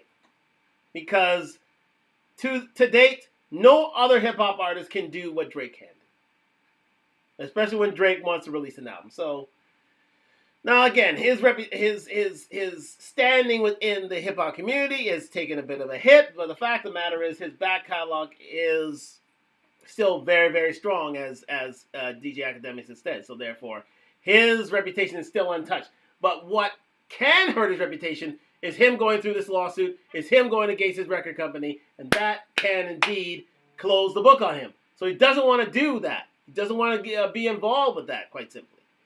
And that is the biggest mistake of his life, is that if he goes through with this petition / potential lawsuit, exonerate himself from the action by blaming it on your record company, blaming it on their executives, and move forward. And we'll see what other steps that he can take in a moment. Actually, let's go to that right now. Let's just hear what DJ Academics has to say, because he's just a wealth of knowledge. Sign up to DJ Academics, fairies, but sign up to DJ Academics, doing wonderful things in these YouTube / Rumble streets. And, he's letting you know all the insides of the music industry, and no wonder he's so darn popular among those in the know about the music industry. Let's continue. You have to realize One Dance is still a top 20 stream song every month. One Dance, always. You know what I'm saying? It's just a song that, like, Drake's catalog is disgustingly amazing for streaming. So Kendrick could compete contemporarily if we're only thinking about new music, but overall, you can't fuck with Drake. He's done too much hits and gave too much big songs. That's why the label's also looking at him to say, all right, we just need you to put out more music, because every time you put out more music, yeah, One Dance always streams and Hotline Bling and those songs, but it'll stream a little bit more, but whatever. So that's where their conversation is with Drake, and they're probably also looking at Drake to say, yo, bro, we don't got to give you $600 million. Like, we own more of your projects when you were dropping Views. And when you were dropping Nothing Was the Same. You know that, right? So it's a whole thing.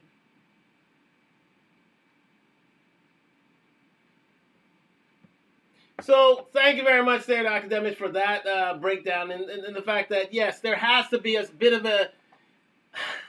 Drake has to lose face a little bit, but the record company realized that he's still a very, very, very valuable commodity with regards within the music industry. I'd say one of the top 3 biggest artists in the music industry.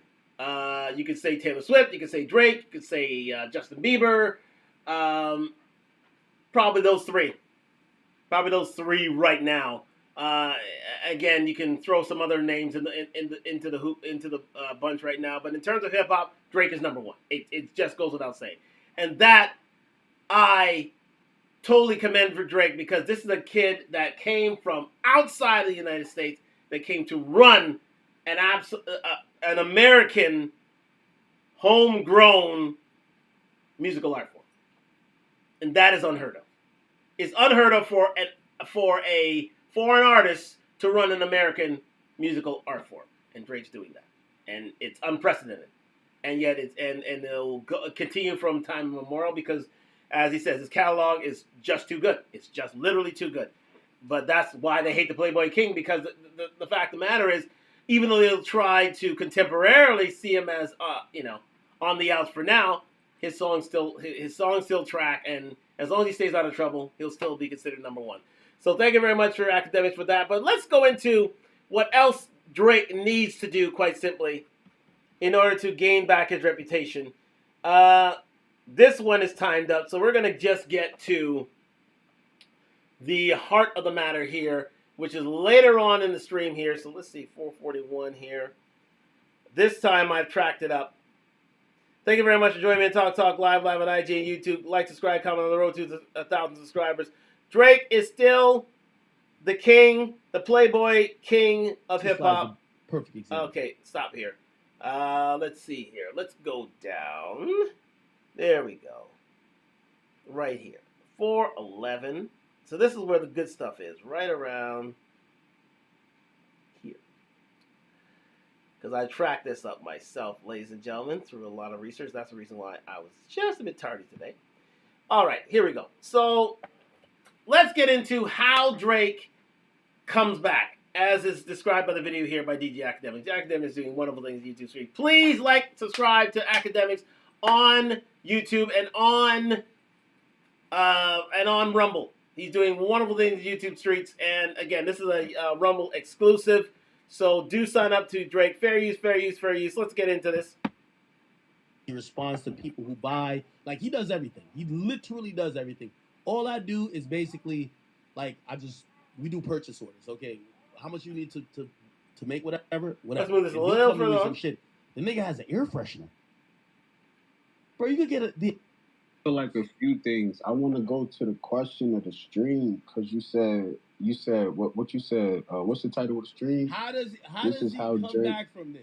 And I hate the word comeback, because I don't think he's in a position where, like, he's down bad. But it's like, how? Bro, you gotta cut that shit out, bro. No, he's not down bad. I'm saying, how does he get back to the place that we could be like, this never happened? Remember when Future said, this never happened? How can we get to the place that we forget about this? Because every single week, I feel like I get a reminder that this fuck nigga Kendrick fucked up my year, bro. And I'm saying fuck nigga, like, I have nothing against Kendrick. Like, Kendrick's a cool guy. You know, I'm a great guy. That's my favorite music. You know what I mean? I like to see my team.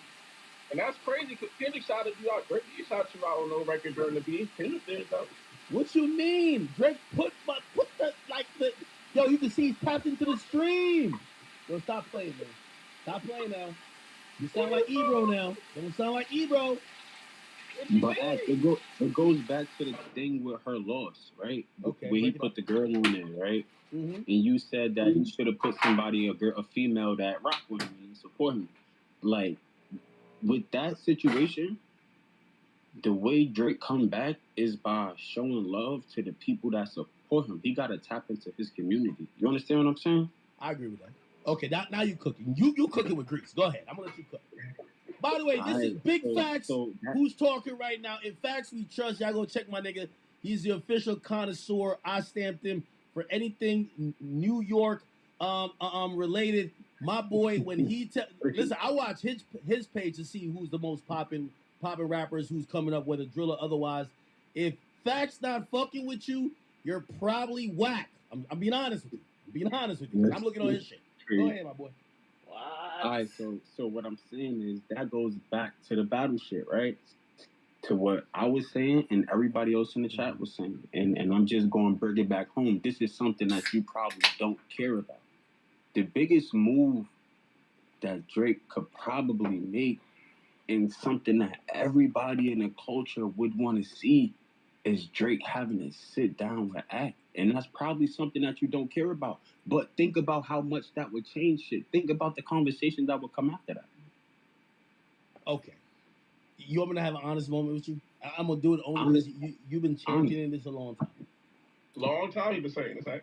So when I was watching a lot of people say certain things or whatever, and by the way, even my guy even texted me, he'd be like, yo, bro, it's like, yo, Act, you're being like kind of, you know, you're not trying to claim it, but you know what you really want to say. And I mean, I kind of do feel like that, and I feel like that a little bit more now. But here's the thing: I hate to like I never got handouts, so I never want to ask for a handout. So I guess what I would say is that Drake needs, and that's why I've been saying stop fucking with the fake relationship shit. Fuck with the there's certain people who have grown up on you for 10 years, 15 years. It doesn't have to be me because like I hate when people like they only can see how they could benefit. Fuck what I got going. Of course it'd be cool, but whatever. Fuck. Drake got to start fucking with the people who helped make him rather than the people who might make sense because they seem like they're either hot at the moment or whatever. I agree with that. And again, I want to take myself out of it because I really have zero expectations out of any rapper. You know why? And this is why, I don't know if you guys ever want to be like, yo, damn, Act, why don't you ever? Because I like to reserve the right to talk shit. I'm a shit talking nigga and I know rappers. When a rapper does a favor for you, they want you to completely suck their dick afterwards. Act, but listen, right? I want to say something. Someone say you doing it for free right now. I'm just saying. Yo, stop it. Yo, this nigga, you're a lot. Yo, I've been criticizing Drake. I've been criticizing him. Chat, everybody in the chat, y'all gotta be honest. Like, don't troll me now. I know the chat want to troll me. Have I not been mad? Like, bro, today I critique him a lot. What? Yo, it's like people want me to just say fuck Drake. Like, no, it's my favorite rapper. It's my favorite artist. Like, I listen to him all the time. Now, I've been telling you things he's doing wrong. I've been telling you, oh, this is a misstep. Oh, he need to do this.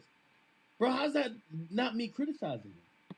Because you do it in like a pacifying way where like you still be like harboring hope and shit when you turn. It's funny. What? Like just now when you pulled up the Millie Mall shit, you so quick to turn like your tone on shit when it's somebody that you hate that you even show your bias right there because you hated what he said, but you know what I'm saying? It just you gotta stop doing that shit. Act, bro, we fuck with you. You don't gotta do that shit, bro. Man, as much as you think that you having an interview with Drake is a favor, like it's not, bro. Like no funny shit. Like he really needs you, bro. And I'm just being honest. Yo, and if you agree with me in the chat, drop a scorpion right now. Hey, could I say this? Yo, and this is how I genuinely feel. I'm okay with not getting an interview with nothing. Like with nothing in like that benefits me.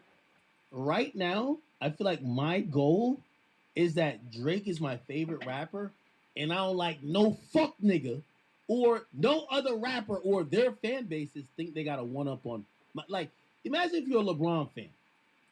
You don't give a fuck if a nigga like Luca, like KD, like some other niggas. Like, bro, right now, I'm hoping for Drake to knock everything out the park and do whatever that's the right thing. Even if it don't got nothing to do with me. If the right thing to make him get to the point of winning is, yo, Act, let's do this, I'm with it. If it's, yo, Act, yo, I got you later, I'm cool with that too. I just want my favorite rapper to be numero fucking uno. I'm sorry. There we go. So there's an alternative. There's another alternative that can get Drake back on top is that he can get with influencers and top influencers such as DJ Academics, getting interviews with them, getting into cultural individuals who can sway the culture itself. And someone like DJ Academics would be a perfect opportunity for Drake to, break down what happened, how he feels, where his career is going, and basically humble himself and humanize himself. That's a better word. Humanize himself to his public. And I think that would be a great move for Drake. Despite the fact that he is such a success, I think by humanizing him, I think the stench of the battle wears off. Because no matter what can be said about this, Drake is still a huge star, is the number one streamer in hip-hop, number one of the biggest streamers in the world in terms of music itself.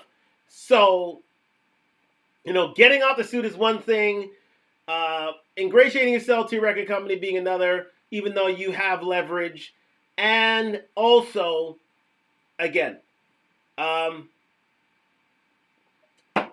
allowing for such culture. I would say culture vultures, but people who are in touch with the culture, such as DJ academics, to have a heart-to-heart interview with you, like he did with Elliot Wilson way back when, with regards to his now famous interview at the embassy. Let's continue. And the right thing right now is to look at all the scorpions in the chat respectfully. Bro. Talk to him. Talk to him. Yo, hold on. Wait. All right, hold on. Let me ask y'all, because let's move on here. A little further out. Ever throw a concert the same day Kendrick's throwing a concert right now? No, but I remember asking you, like, you asked us this a while ago during the beef, like, what should Drake do? We told you he should probably go take a break, and you was like, nah, I need my favorite rapper to go keep going crazy. No. And by the way, I still believe that, but I thought the move he was gonna make was gonna be very detached and didn't coincide with everything Kendrick got going on. But if you're dropping the same week, if you're dropping lawsuits the same week Kendrick is dropping, it feels like you're helping Kendrick. And if you're going on a world tour the same day Kendrick's performing at a Super Bowl, it feels like you're trying to go on a head-to-head situation with the guy rather than you just doing your own thing. Like you feel like I want him to just do him, but at this point, it feels like he's trying to compete with a nigga. And all I'm saying is that I don't think right now you want to compete with this nigga Kendrick. Just let it chill for a bit, and then we come back and we gonna violate it next year. But there's another thing that he does. But okay, in essence, Drake needs some time off. Drake needs to just, as will be said in this rant, and let's get to the rant. Let's get to the rant. So, because I really love this rant that I mean, this is DJ Academics to a T. Because again, I would like to have this thing done by midnight. So let's get to the rant. Let's get to the actual rant, because again, Inside the NBA is about to start. So let's get to the rant, because the rant is everything. It is all that I wanted, that I could see, and that encapsulates DJ Academic's love for Drake himself and wanting to see the best for him. And it implores Drake to stop making such bad moves and literally, do what necessary. Go away, be silent, be unknown in order to get the results you deserve. And again, it's I think DJ Academics one of his finest hours. Let's continue. Man, they done got some bots in here to make the album sales go up. That shit was mid. That nigga was rapping like he was trying to free the slaves. And the highlight was him was screaming mustard. And y'all still want a dick suck. I'm disgusted. Hey, let me ask any of y'all in here. Hey, that song was fire. What song? That mustard shit is obnoxious. I love Drake, Y'all gotta that stop. song was fire, nigga. What song? Mustard! Nigga, that shit was hard. That shit is annoying, bro. That shit is mad obnoxious. Niggas grown as hell. Yo, listen. Yeah, grown ass man. You agree? Grown ass man screaming mustard. Come on. I'll give you one here a second. Enjoy this shit, but the reality is what culture and Here we go. You agree that's on fire, right? Turn his TV off. Yeah, no, that song's popping. Oh, man, at least the song's popping. So that song is popping. I do like the Squabble Up song. I do think the album overall, we're not going to be playing that past. We're not going to play that album in its totality past December 15th. We're going to still play those two songs though. Like that song going to keep going to the Super Bowl. That's fact. Of course. Yeah, I'm very honest about that. No, yeah. You be honest. Like, you can't. Well, that's the thing. You can't even say Kendrick is trash. You know what I'm saying? That's just be. Yo. Here's the thing, though. I think listen, people keep saying. Let me tell you this: Kendrick will never be a Drake killer. Kendrick does 1/20th of what Drake does. Okay, he checks the rapping box.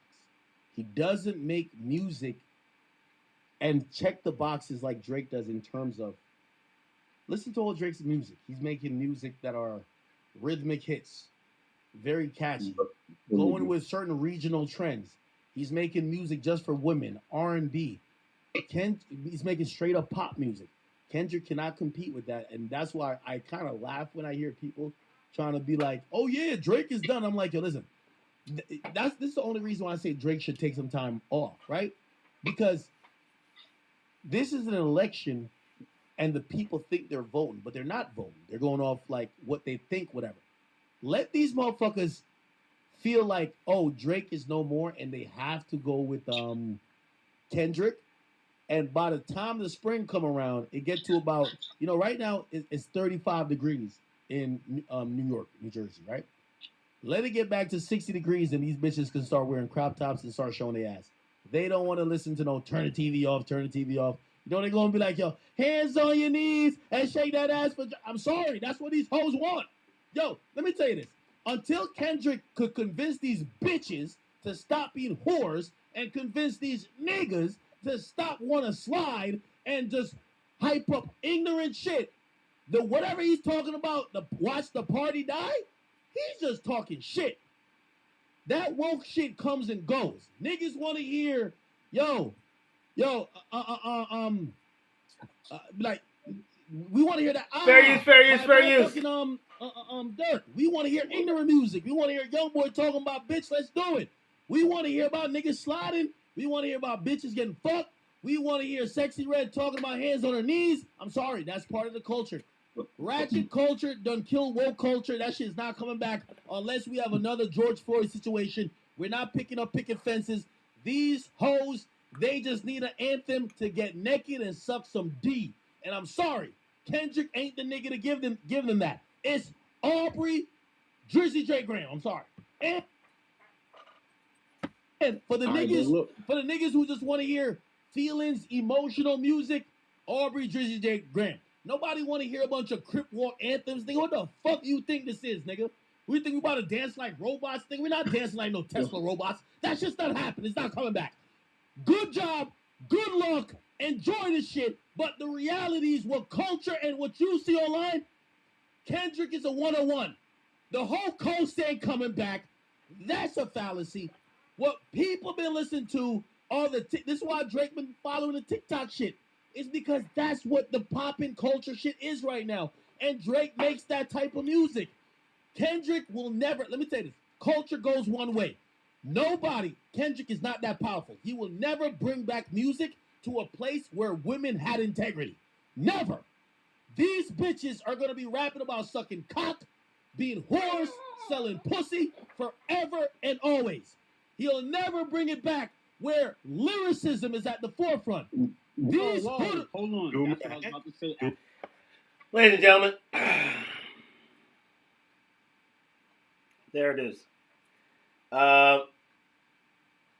Yeah, that's why this. Well, again, excuse the foul language, but DJ Academic raised a point.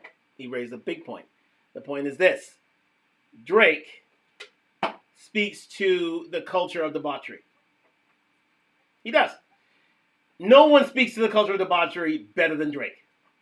And that's why no one speaks to the culture of emo, emo hip hop better than Drake. No one speaks to the culture of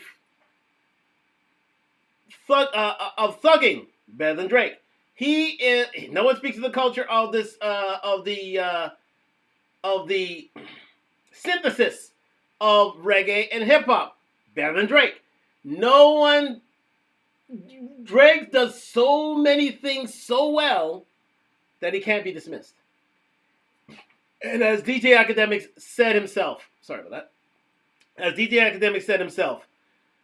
you can try to say that Drake can't come back, but the fact of the matter is the culture wants him back because this is a debaucherous culture. This is a culture that wants, it's all about sex, drugs, hip hop, This is a culture that that women want to get naked to, men want to slide in DMs for. This is the culture that literally Kendrick Lamar does not speak to, and Drake speaks to on a daily, weekly, monthly basis. That's why most summers are the summers of Drake. That's why Drake will always be the Playboy King, because he speaks to the summer. He speaks to what women want. He speaks to what men want to be.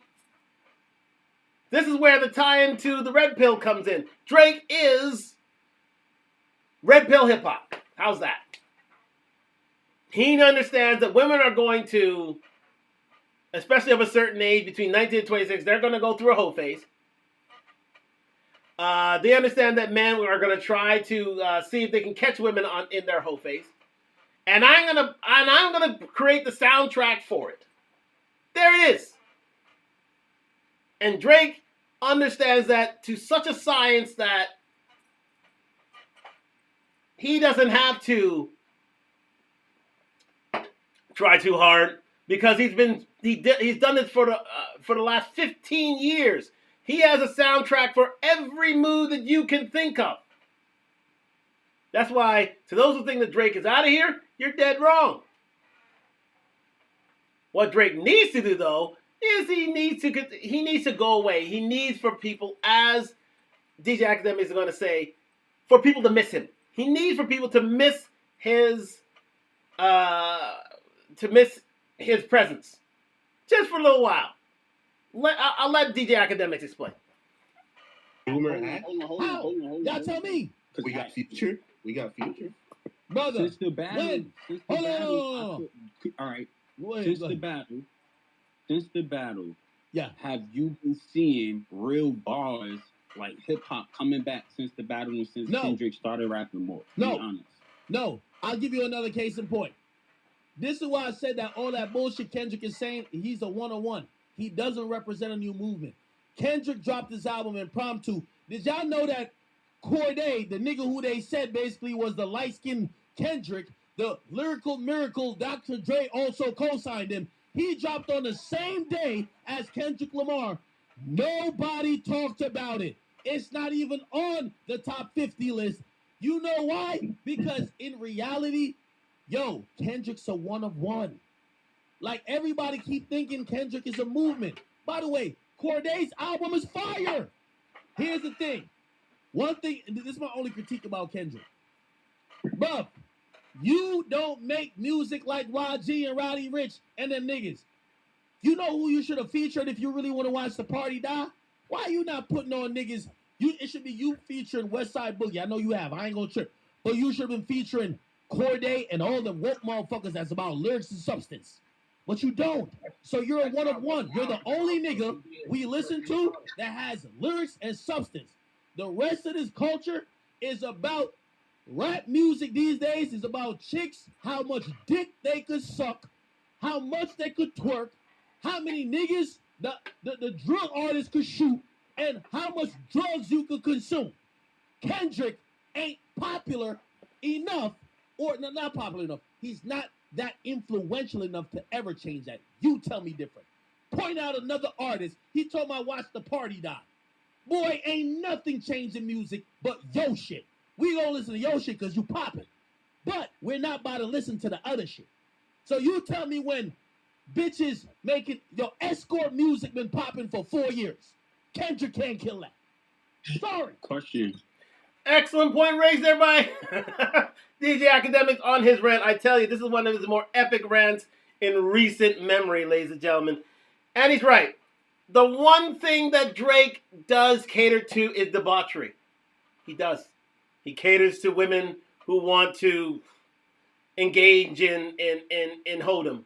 He caters to men who want to, slide in the DMs. He caters to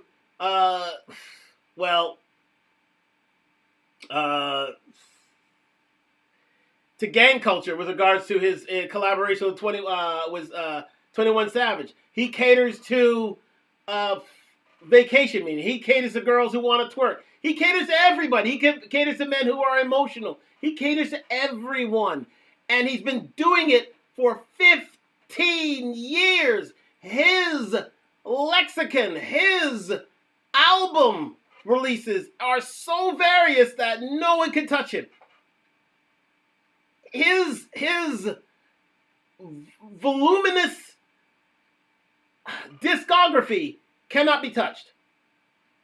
And you can go from the beginning to Best I Ever Had till now to For All the Dogs and his collaboration with J. Cole.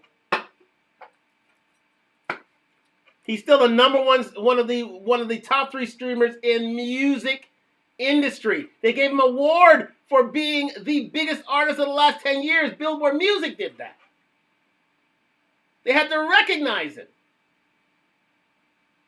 Before the mountain that is Taylor Swift, there is a smaller mountain, and his name was Drake. Because he catered to everybody, every style, every genre, and he did it well. Now, the only thing that can usurp and derail this train is his fight against Universal Music Group. Because they're the ones who, make it so that he can be great. However, because of his musical history, because he is so important to the zeitgeist, important to the culture, important to the music, he has leverage. So he could take his act elsewhere, and people will pay for him to take his ass elsewhere. So guess what? He ain't going anywhere. What he needs to do, as I said, he needs for people to miss him. He needs to stop going to Raptor games. Stop going to Turks and Caicos. Stop going to, stop being seen at parties. Stop, holding concerts. Just go away for a little while. Let people miss you. Once people miss you, once the summer hits again, they'll want a Drake feature once more. They want a summer banger from Drake. Because no one puts out summer bangers like Drake.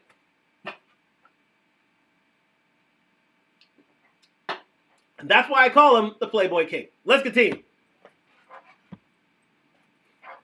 Is Corday signed? I don't think he's signed. Of course he's signed. What are you talking about? Really? Yeah. Wait. Fall back. So he's still with Atlantic? Let's just continue with this here. He's somewhere. He's either in a... His movement is represented. If y'all just admit that his whole movement was to dethrone Drake, all right, cool. I wouldn't even... All right, bet you got it. When y'all start talking about this little nigga like he's the Messiah, God wouldn't put a nigga who's 5'4" and call him Jesus. Trust me. Okay, that's number one. But number two, if y'all saying this nigga is the savior of all things, I'm asking you, besides the fact that he was successful in getting that Drake, what has he done to change music? Because the messaging in his music is that he wants to watch the party die. He wants to say fuck the industry and go anti-industry. All I see him is that he's smiling ear to ear for Grammys, going to the Met Gala, that he's basically doing a interview with what is it, Harper Bazaar? Like, is that what he did interview with? Okay. Talk to me. So I'll answer the question, right? So what Kendrick is doing, right? What I feel Kendrick is doing, Kendrick would be classified as one of the biggest artists that raps, right? Besides J. Cole. So if Kendrick continue to rap, more artists will have confidence enough to actually rap, right? Whereas Drake was the dominant artist, more artists was confident enough to make the music that Drake was making, right? So if Kendrick Lamar continues to keep dropping, and that's when we will see if he is able to push the rap culture like he says he want to do or like he says he doing, but we just got to give him time. That's what I'll say, and that's what I see. Okay, I'm gonna listen. You my man's facts, and I know you smart, so I'm gonna give you the benefit of that. Listen, now I'm gonna give Kendrick some time. What I'm realizing, the Emperor might just have no clothes. Hey, I think Kendrick's doing a whole lot of capping. I think this is my personal opinion. I think Kendrick is a selfish nigga like the majority of niggas in rap. He just wanted to be number one. he realized the only way to be number one is to sell the whole culture on some Jay-Z shit. Like, yo, title is for us. Like, nah, this is how we gonna win. As soon as y'all all buy in, he sell that shit to Sprint. Okay? He get his money and move the fuck on. That's what I think Kendrick Lamar is. I think Kendrick wanted to just be the rapper in the top spot. But he keeps saying, oh, yo, this culture of degeneracy. Niggas like Drake represented. This culture of, deviancy. Freaky ass niggas. You need to stay inside. Has Kendrick listened to modern music? These bitches is talking about how they suck cock like it's the bit, like they suck cock like it's fucking oxygen. You hear these whores, all they can tell you about is that they're on their tippy toes riding penis. Like that's all they do. Check out my wop, my wet ass pussy. Pause. That's how they're talking. Has Kendrick listened to what's going on? I want him to stop that party. Because the whores, the drug dealers, the fiends, and the goddamn drill rappers, they're never toning it down. They're going to tell us more and more. Yo, we've been sliding through their blocks, and they don't know we have. Buddy ass got, they've been telling you, I've been smoking these niggas. The police might have to come lock me up. That's what's happening in hip-hop. Kendrick can't stop that. Listen, he just needs to focus on his own shit. He makes some good jams. He could rap good. He rap with anybody. He's getting into the bag where he can make good songs. But let's him stop with this watch the party die.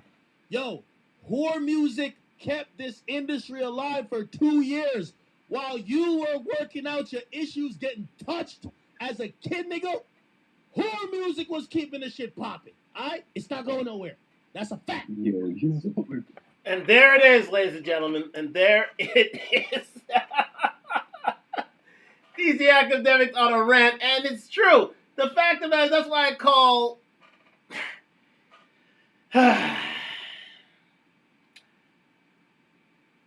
Drake is anti-red pill.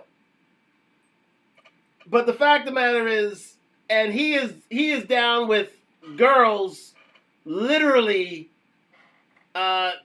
getting into their whole face and staying in their whole face. He is the man for the job. He is the man for the job. He is the man for the neighborhood gangbanger drug dealer who wants to get lit and wants to get at their ops. He is the man for the guys who are in their emotions. He is the guy who is. This is Drake I'm talking about here. He is the guy for every season. And that is the problem here. Drake cannot be dismissed because he gives the ladies the songs that they want to hear when they want to get laid, when they want to get drunk, when they want to get high, when they want to get debaucherous, when they want to be freaky, when they want to be hoes. And as DJ Academic said, they've been doing this for the last 2 to 3 years, and guess what? It ain't going anywhere. It's not going anywhere. If you think ladies are going to change and be more righteous and be more tradcon, no it ain't. And you know who's leading the fight for that? And you know who's singing the soundtrack to that? The Playboy King himself. The man from Forest Hill himself. The man who is one of the biggest artists in the world himself. That train ain't stopping. Until girls change their ways, until gangbangers change their ways, until strip cultures change their ways, until vacations on the Turkish cables change their ways, until girls stop dropping it like it's hot, it ain't gonna change. You know who's gonna sing the soundtrack to all of that? You guessed it. Mr. Aubrey's gonna sing the soundtrack to that. Hey, yo. You just said it was gonna go away for 6 months. Whore music was the most popular shit. Check out their wet ass pussy. Realize bitch need a fuck by the nigga. Put it on the floor. Make the stallion just basically telling you that she was slurp up a cup of Henny and slurp. What? Why do you think it need to go away for 6 months? You said what? Then why do you think it need to go away for 6 months? That's what you just said. You just said that before you started yelling and shit. No. Those are two separate issues. I say Drake leans into that culture. The reason why he needs to go chill for 6 months, because people like Drake isn't. People gotta miss. Yo, Newsflash, all Drake fans. Remember when I said round 2 and Drake even said round 2? He not trying to engage with that fuck nigga Kendrick no more. Round 2 is him showing y'all that without the battle, this bum-ass nigga Kendrick is just going to be sneak dissing and doing a bunch of robotic weird dances. Drake is just a music maker. So here's what I'm saying.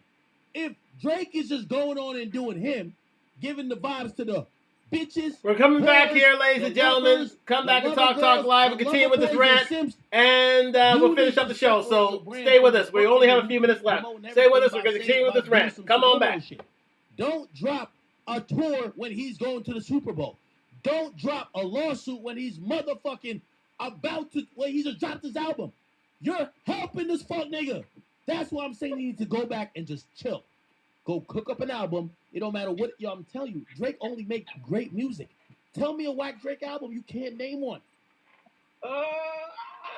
Cap. You're capping. Turn that back for just 1 second. Man, y'all niggas is tweaking, man. Man, I don't want to hear that shit, man. Nigga came over the whole album to tell us that he got touched, bro. Fire, Drake was dropping. Like, I could be objective, gang. I don't know if you can. Nah, I'm being objective. Welcome back to Talk Live. We're continuing with the rant from DJ Academics in regards to how Drake can make it back to his period of to his area of prominence. Drop the lawsuit. It's not hip hop, and listen up. No, that's true. I'm not disputing that, but you just said that boy. Okay. Talk to me.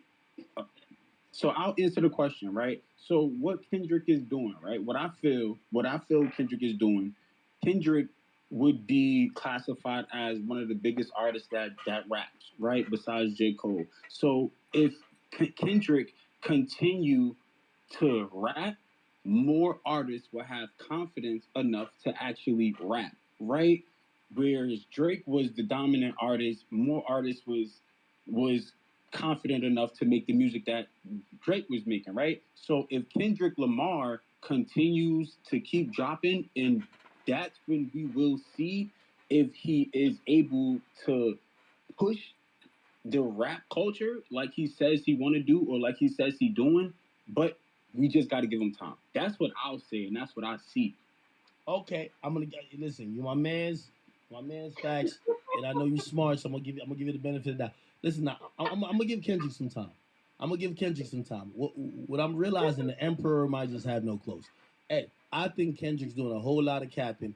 I think this is my personal opinion. I think Kendrick is a selfish nigga like the majority of niggas in rap. He just wanted to be number one.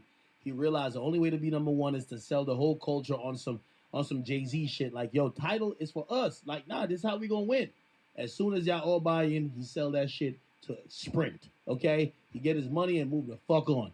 That's what I think Kendrick Lamar is. I think Kendrick wanted to just be the rapper in the top spot. But he keeps saying, oh, yo, this culture of degeneracy. Niggas like Drake represented. This culture of, deviancy. Freaky ass niggas. You need to stay inside. Has Kendrick listened to modern music? These bitches is talking about how they suck cock like it's the bit. Like I had to repeat this, guys. I had to repeat this, ladies and gentlemen. You hear these whores all for the Instagram crowd. I gotta hear it again. They're on their tippy toes, riding penis. Like that's all they do. Check out my wop, my wet ass pussy. Pause. That's how they're talking. Has Kendrick listened to what's going on? I want him to stop that party. Because the whores, the drug dealers, the fiends, and the goddamn drill rappers, they're never toning it down. They're going to tell us more and more. Yo, we've been sliding through their blocks, and they don't know we have. Buddy ass got, they've been telling you, I've been smoking these niggas. The police might have to come lock me up. That's what's happening in hip-hop. Kendrick can't stop that. Listen, he just needs to focus on his own shit. He makes some good jams. He could rap good. He rap with anybody. He's getting into the bag where he can make good songs. But let him stop with this watch the party die. Yo, whore music kept this industry alive for 2 years. While you were working out your issues getting touched as a kid, nigga, whore music was keeping the shit popping. All right? It's not going nowhere. That's a fact. Yo, you Hey, yo. Yeah, you just said it was gonna go away for 6 No, months though. whore music was the most popular shit. Check out their wet ass pussy. Realize bitch need a you're fucked by the nigga. Put it on the flow. Meg the Stallion just basically telling you that she was slurp Well, up a why cup do of you Henny think and it go slurp. away? What? Why do you think it need to go away for 6 months? You said what? Then why do you think it need to go away for 6 months? That's what you just said. You just said that before you start yelling and shit. No. Those are two separate issues. I Oh, say Drake leans into that culture. The reason why he needs to go chill for 6 months because people like Drake isn't people gotta miss him. yo, newsflash, all Drake fans. Remember when I said round 2 and Drake even said round 2? He not trying to engage with that fuck nigga Kendrick no more. Round 2 is him showing y'all that without the battle, this bum ass nigga Kendrick is just gonna be sneak dissing and doing a bunch of robotic weird dances. Drake is just a music maker. So here's what I'm saying. If Drake is just going on and doing him, giving the vibes to the bitches, whores, the lovers, the lover girls, the lover boys and simps, you need to separate your brand from this fuck nigga who keep promoting everything by doing some subliminal shit. Don't drop a tour when he's going to the Super Bowl. Don't drop a lawsuit when he's motherfucking when he just dropped his album. You're helping this fuck nigga. That's why I'm saying you need to go back and just chill. Go cook up an album. It don't matter what, yo, I'm telling you, Drake only make great music. Tell me a whack Drake album. You can't name one. There it is, ladies and gentlemen. Yes, that's exactly what Drake needs to do. There it is in a nutshell. He needs to go away. He needs to plan for an album. He needs to not involve himself with Kendrick Lamar again because he's giving this guy too much oxygen. He needs to let him sneak this him all he wants. He knows he's a bigger man. He knows he's a better man. He knows he'll never have the level of success that Drake will have. Let him have all the fun he wants, but at the end of the day, let the record sales, let the streaming sales show that Drake is still number one. Let the music be your guide out of this thing. Do not involve yourself with Kendrick Lamar. Do not give him any oxygen by playing into his music. Do not do a tour when he's just at the Super Bowl. Don't give him any air and oxygen because you're the bigger man. You're the bigger artist. That's how Drake wins. That's exactly how Drake wins. Drop the lawsuit. Don't involve. Call it your record company who called for this lawsuit, not you. Exonerate yourself. Separate yourself from the pack. And in that, you will win. Drake will always win because Drake is a better artist in terms of album sales, in terms of music, in terms of all these things. Even though Kendrick is a great rapper, let's face facts, he is. He simply is. But Drake needs to take this loss, let people go away, let people miss him, come up, as DJ Academic says, make a great album, and then come back bigger, stronger, and better for the battle itself. And reinvent yourself, and literally reinvent yourself, and take yourself to the next level. You're already at another level. All you need to do to erase this bit of a calamity, the first shortfall you've had in your career, is keep making music. Separate yourself from the battle. Make the music that the culture wants to hear. It's as simple as that. And let the record show that you are at an advantage in terms of your music and with regards to your catalog and your publishing, and let them battle it out for you, because Drake is still the number one name in hip hop, one of the number one names in music, period. Cap, you're capping. But You're when Kendrick capping. was quiet, Drake was I dropping. don't know, man. Like, I could be objective, gang. I don't know if you can. No, I'm being objective. I'm being No, you're objective. not. No, you're not. Yo, the Therapy No, album, Mr. Morale, brother, other than that N95 song, that shit a frisbee. Stop the cap. No, that's true. I'm not disputing that, but look, you just said That boy came on there with a therapy. That nigga sound like Kaya. My neck, yo, the nigga start talking about his trauma as a kid. My neck, my back, they were touching me. Yo, get the fuck out of here. Let's get back to the sun. Right. Yo, y'all niggas tweaking, man. Man, I don't want to hear that shit, man. Nigga came over the whole album to tell us that he got touched, bro. Bruh, you could have wrote that in your diary, nigga. You should did Alicia Keys, nigga. Let's get this shit popping, bro. What the fuck are we talking about? I'm tired of y'all niggas. Y'all niggas been playing too much. I'm tired of y'all niggas. It's over. I'm tired of y'all niggas down there. Tired of y'all niggas, man. That's what I'm saying. I want Drake to get back to just him. Bro, you realize Drake don't gotta rely on his fuck nigga for sales. This fuck nigga dropped a whole album dissing him on the intro and won't even outsell for all the dogs.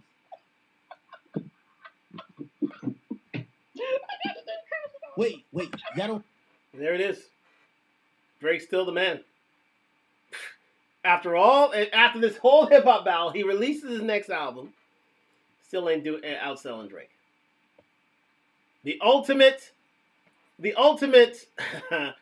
test of success is album sales in the music industry, is streaming sales in the music industry, and Kendrick still can't outtouch Drake. Don't realize that? Yo, you said Drake linked up with niggas to make a song about walk, a song about sliding on niggas. Yo, who you think he gonna hit up to make a song about sending niggas lawsuits up? Man. Bro. Man, y'all play with Aubrey, man. Drake's the GOAT, man. Drake's the GOAT. I'm tired of it.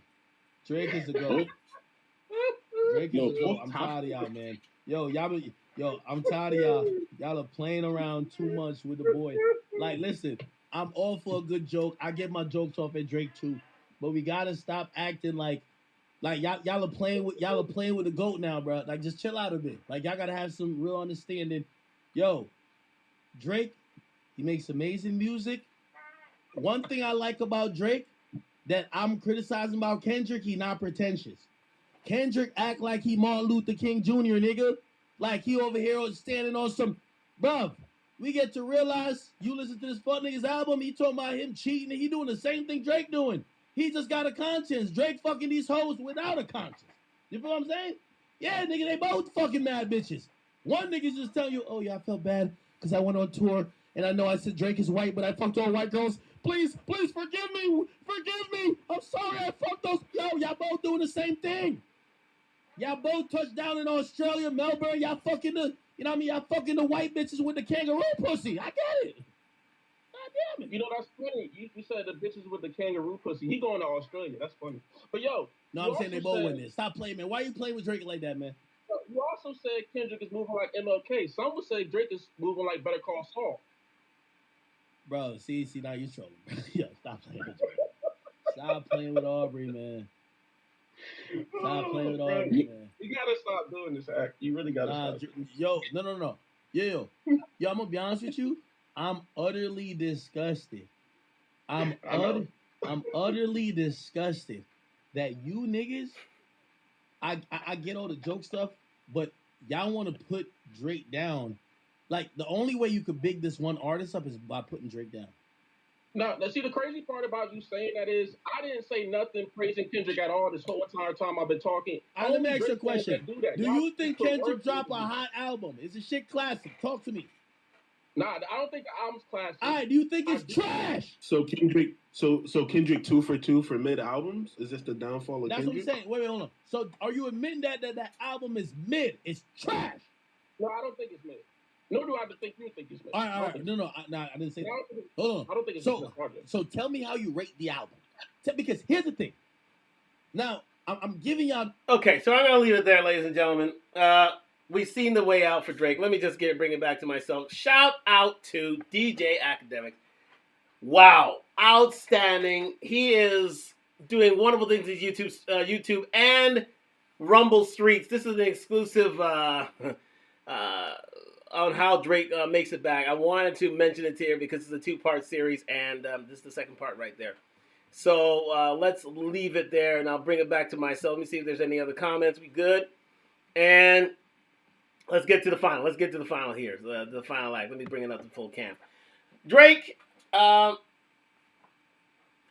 no matter what you say about him, despite the fact that you hate him or love him, the fact of the matter is he is still, even after the latest Kendrick Lamar album came out, he's still number one. He never outsold Drake. Drake is still the number one artist in hip hop. Why? Because Drake has a lexicon. Drake a lexicon of great music, great albums, and he never puts out a bad album. So even though this is a battle that didn't go his way, unfortunately, due to a song that allegedly made certain allegations about his sexual proclivities, the fact of the matter is, when it came to Kendrick Lamar trying to gain himself as being the number one star in hip hop, as being the number one guy in hip hop, he still couldn't beat Drake. He still couldn't beat Drake in first week sales, and that in and of itself is, as these gentlemen said, the last two albums he had, Kendrick Lamar had, Mr. Big Stepper and also his newest album, which I need to find out now. Let me find out what this new album is. Let me just see here. Kendrick Lamar new album.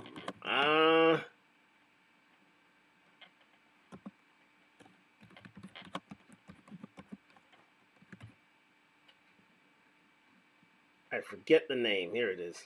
Yes, I think it's GNX or something. Yeah, GNX. GNX is his latest album. So, again, Drake still outsold Kendrick Lamar in terms of the album sales. Still did better than him in terms of actual streams. And in terms of influence, Kendrick will never have that sort of influence. Now, what Drake needs to do at the end of the day, he needs to cease and desist the suit of his record company, because you don't want your record company acting against you, because that can impact your career big time. He needs to stop that. He needs to give responsibility over to his record company and their executives, and exonerate himself from any sort of any sort of accusations, any sort of responsibility for the suit. He needs to go away for a little while and separate himself and not deal with this thing anymore. Let Kendrick have his day. Let him have a few weeks, and let people miss Drake, because at the end of the day, Drake is still the number one artist. He's still a bad man. That's facts, and that is very, very. It's huge for a guy from Forest Hill in the city of Toronto, running a hip hop art form. So, an American art form, quite simply. So Drake needs to go back and let people miss him, not make appearances at Raptor games, not get into any shouting matches with DeMar DeRozan, not be butthurt and reveal this lawsuit. Just get away, come back with great music, and people will forgive him. People will forget, because you know what? Drake gives what the culture wants. Drake gives what, girls in their whole face want. Drake gives what guys in their feelings and simps want. Drake gives what gangbangers and drug dealers want. Drake gives what party people want. He is a man for all seasons. He is a man for all genres. Therefore, Drake just needs to be Drake. He just needs to be great. He just needs to be Drake. It's as simple as that. And that is the solution here. And step away from this silly lawsuit, because it's going to kill your career for nothing. Unless he has an ulterior motive and a plan in order to leverage his music. But at the end of the day, he shouldn't go through it all the way. Thank you very much for joining me on Talk Live. We're going to end it here. Tomorrow night, we're going to get into this suit against Jay-Z. The civil suit, which is, not exactly, it's serious, but how serious do you think it should be? We're going to get into that tomorrow on Talk Live, guaranteed. I just wanted to knock this out tonight. And we're going to have another show on Thursday that is yet to be decided. But tomorrow night, Jay-Z and the civil suit against him that was launched after 30 years, near 20 years, in terms of, the altercation of what happened. We'll get into the weeds of that on Talk Live tomorrow night. Thank you very much for joining me on Talk Live. I'm going to get into Inside the NBA right here and get out of here. So thank you very much for joining me on Talk Live. I'm going to get myself something to eat and get ready for the gym tomorrow. But looking forward to speaking to you then, gym and work, of course. But speaking to you tomorrow night on Talk Talk Live, this will be uploaded on YouTube right away. But a Talk Talk Live minute will be headed on Instagram, and look forward to seeing you then. So talk soon, and good night from Toronto. Thank you very much for joining me on Talk Talk Live. Thank you very much on YouTube. We're going to end it quickly right here. I need to run to see Inside the NBA. But thank you very much for joining me here. Drake, still a man.